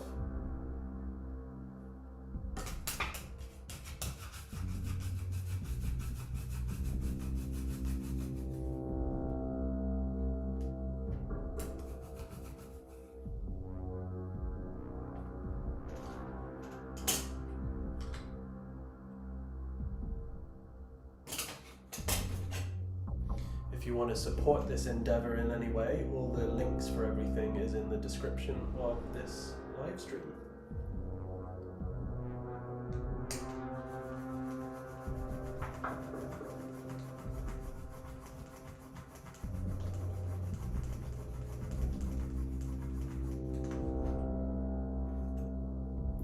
I've got my nice little band of green names.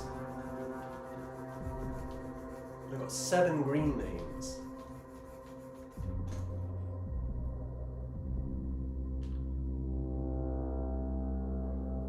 Also have different tiers as well. So if you want to end up with a custodian named after you, I'm going to get some little bases made. So we'll have like a little plaque with your name on them. should you wish to become one of those. And obviously we'll have spaces for 300. Or it'll probably be less than that because I'll want to name one.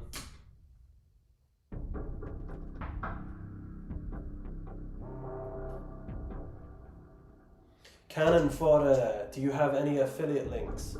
I do canon fodder. I have an affiliate link for Artis Opus, and this isn't an affiliate link really, but I will show you actually.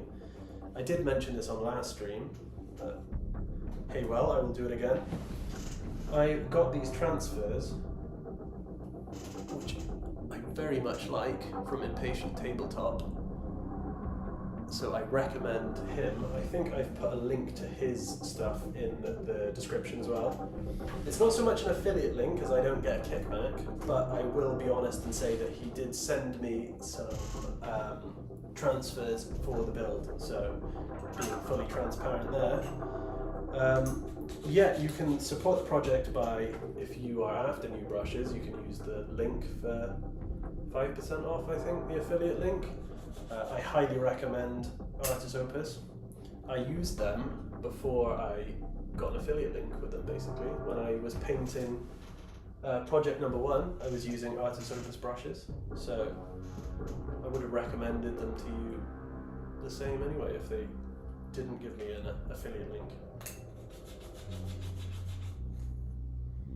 But the best way to support the project, the one that I will say is the best, is Patreon, basically.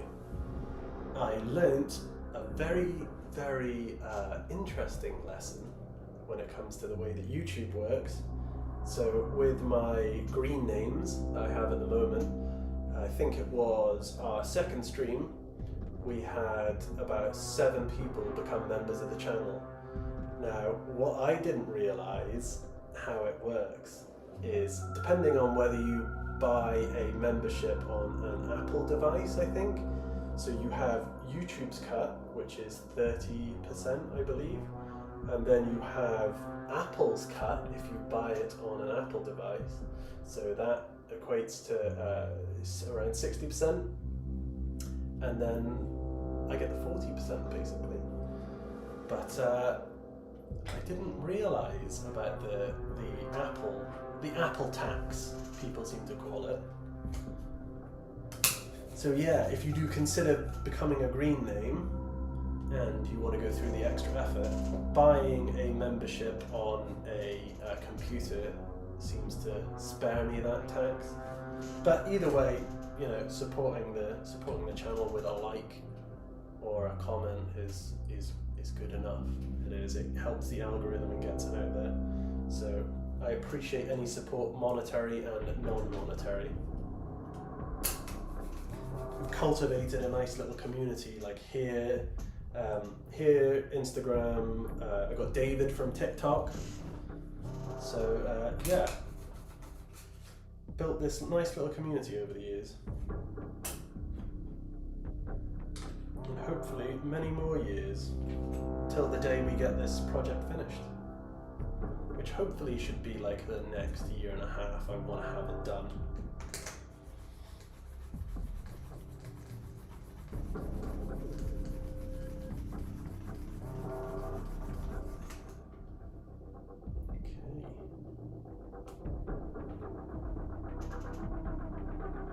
Here's the last one, and then we'll choose some gribbly bits together, I think.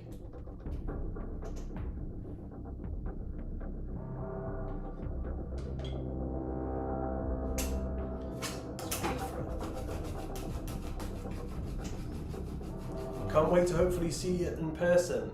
Yes, David. I think once we do get it done, we'll have to figure out how we're going to do it.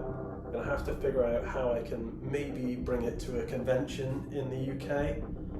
I don't think it's going to get abroad. I don't think we're going to get it to, like, you know, Europe or the States or anything like that. I think it's solely going to be here. But maybe we can sort out like a convention or something. It would be good, and it can travel. I've been asked a few times actually during the building process whether it can be moved, and it can. It just takes a bit of hassle for the main bulk of the diorama. The walls, which I thought about after the fact, are pretty easy to move. And I'll clear away all the bits, you know, I'm not going to, once it's painted, and we've painted up all the miniatures that are going to feature on it, I'm not going to glue them on. When it comes to setup, I might just either blue tack them on when I take photos, or maybe like rods and then, you know, rod holes, but I don't know, I feel like blue tack would be better because then I don't have to drill any holes in the project.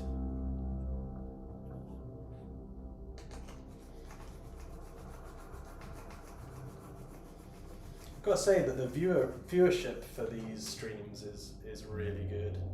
Got like consistent double digits, so thank you for choosing to spend your time here and watch me build, basically.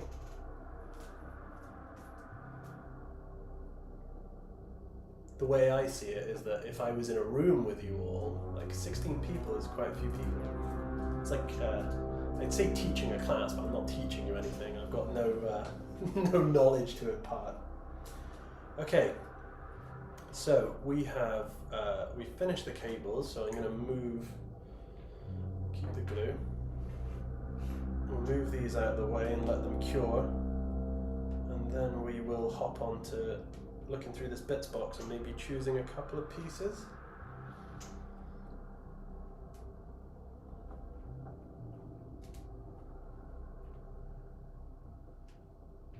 And then yeah, maybe we'll stick these on next stream, because they'll be nice and dry by tomorrow morning.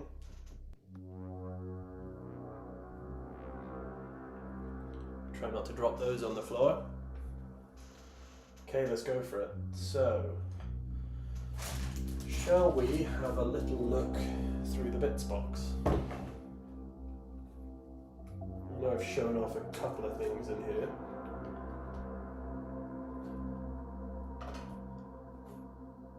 Let's see. I've also got a few of these. I don't know if you guys have seen these before. Let's see if I can show that off. For diorama number 1, I picked up this tech priest from Forge World, and he comes with those little, I'm not sure what they are, they're not, I don't think they're servitors, but they're kind of these little machines, and I'd like to feature a few of them in the project. So look, yeah, we got loads of bits in here. We've got bits from Void Shield Generator, I think. I've had these bits for ages, I just don't know what I want to do with them. They are very cool, they're all like detailed kind of edging pieces? Edging pieces, that's not the right word. Yeah, they're kind of like borders. So we'll keep them out. Not sure whether I can actually... Yeah, I'm not sure whether they'll suit that actually. Loads of vents and stuff. Banners. Banners is something that gets asked about quite a lot, and I've got quite a few. You know, we're not going to have the same amount as, say, like the Eternity Gate, but I feel like to get that grimdark, we've got to have a few. So I think what we'll do is use some of these purity seals. Move you over here.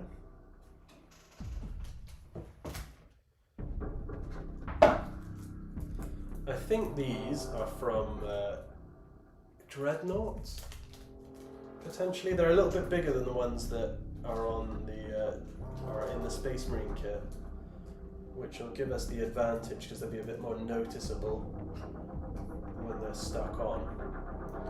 And what I'm thinking is just decorating these arches with a couple to hang down. So we'll put maybe a couple on this side and a couple on that side. Just add an extra little bit of detail. I love painting these as well. They're probably one of the bits I enjoy the most.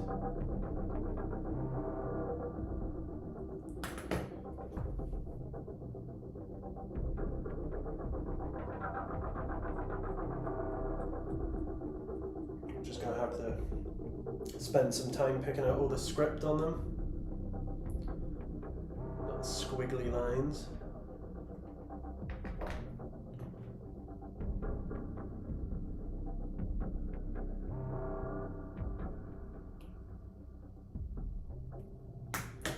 I think going back to what you were saying, David, about seeing it in person. When I do get it sorted out, I think I'm going to bring my first project as well to have a little bit of a side by side.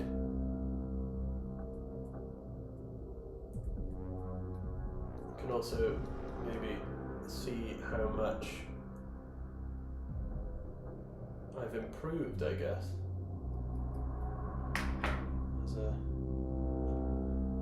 as a comparison.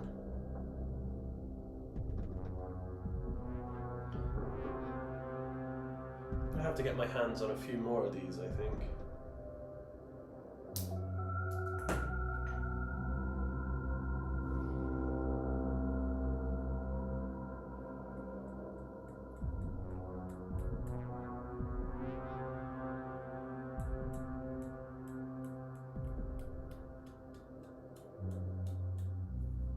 I think 3 on each side is probably going to do it.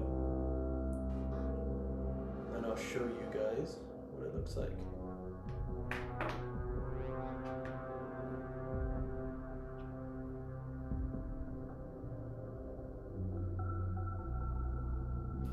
If any of you know of any good kits that would benefit the project, especially bits with like gothic-y looking pieces, please let me know.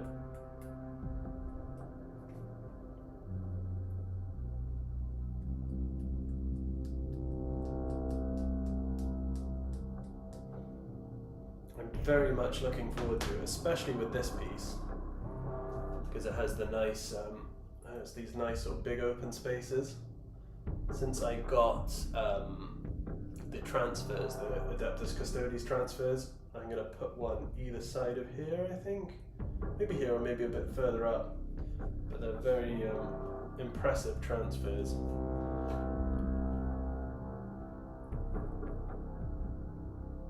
I've also discussed about how I'm going to turn the top of the pyramid is going to become a marble floor. So the whole thing isn't going to be marble, but what I'm going to do is pick out certain squares and then we'll do them in the same style that we've done some of the statues. It'll also help the statues to kind of tie in a little bit more, I think.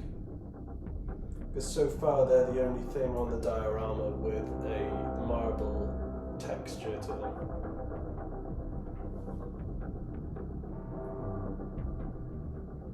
I've also sort of fallen in love with the marble look. And I feel like the throne room would definitely have a lot of marble. There'd be marble, gold, and we could always, grimy it up a little bit too, so it's not pristine.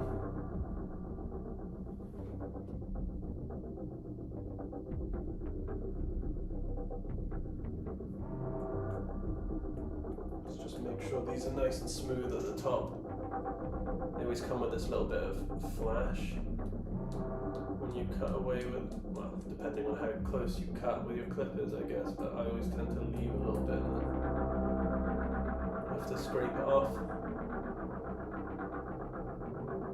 Let's see if we can cut it a bit closer.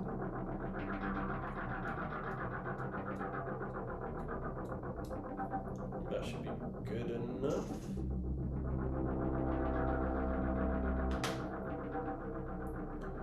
Now I've got to engage steady hands, basically. Could have done with a pair of tweezers, really. I think I'll still be able to do it. Maybe if I do, so I want them to all be visible. So maybe if I do 2 on each side to begin with, and then we'll see how that looks.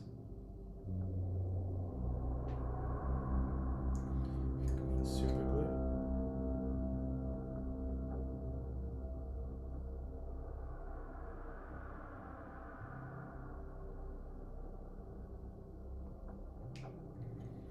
Again, the concentration is going to come in here.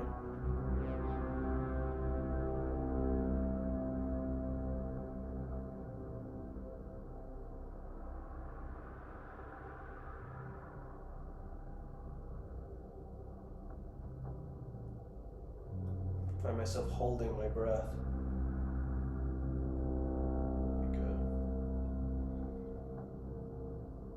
Give that a couple of seconds to dry, I think. And we'll do another one. I probably won't even need to coat this with gold again. I think what I'll probably just do is maybe use some putty around the purity seals and give them a spray of white, and then just, you know, instead of painting it gold and then painting over them again.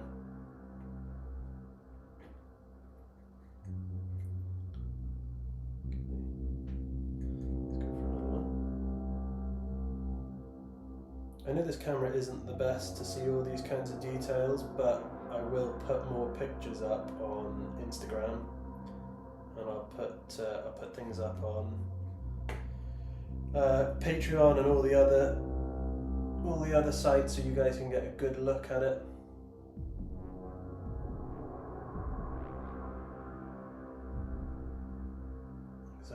I don't own a close-up lens yet, so it's hard to pick up all of the details. The iPhone will do it no problem. So I'll show you what I'm doing with this anyway. Is the purity seals on the arch. Try not to drop it. Imagine if I dropped it again. So yeah, that'll just, I don't know, make it look a bit more interesting, I think, once it's painted. Do another two on the other side.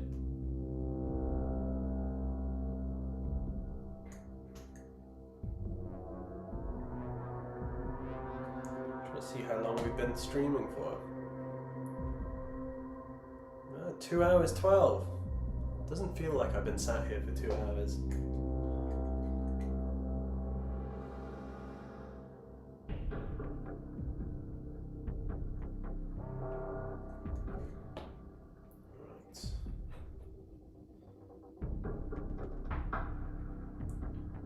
I feel like after 10,000 years there would just be purity seals everywhere in the throne room.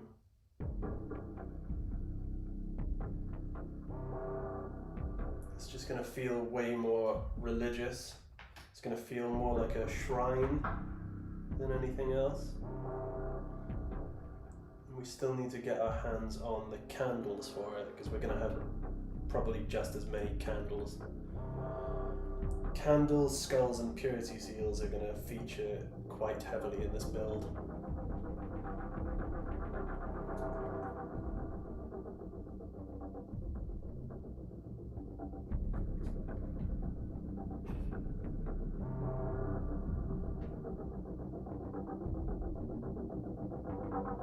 Go put a torn one there. Push him down a little bit.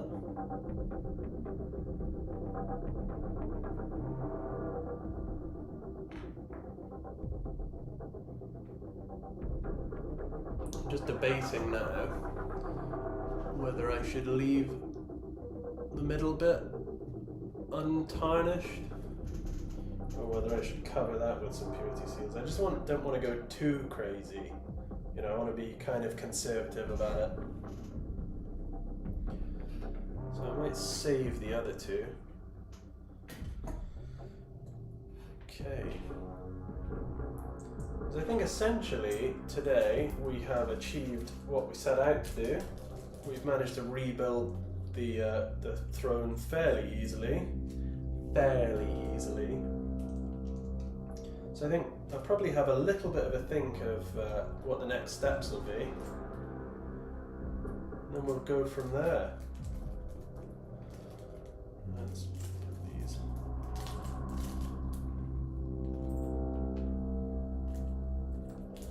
Show you the two pieces. Just to show you guys how we have ended up. I mean, I know most of you are probably well aware of what these looked like beforehand, but we've got them back to where they needed to be. And now, yeah, I think probably going to end the stream and have a little think about how we continue next. Might be a case of going back and painting some more throne, or it might be a case of starting work on this in terms of painting, but we'll see, and I'll let you guys know. So thank you very much for joining me on this stream this evening. I know we got off to a kind of rocky start, but yeah, again, if you want to support the channel, the links are down there. Otherwise, just liking and commenting really helps the algorithm. So thank you very much for choosing to spend your evening with me, and I will see you guys in the next one. And this is the part where I stand up and move towards the laptop.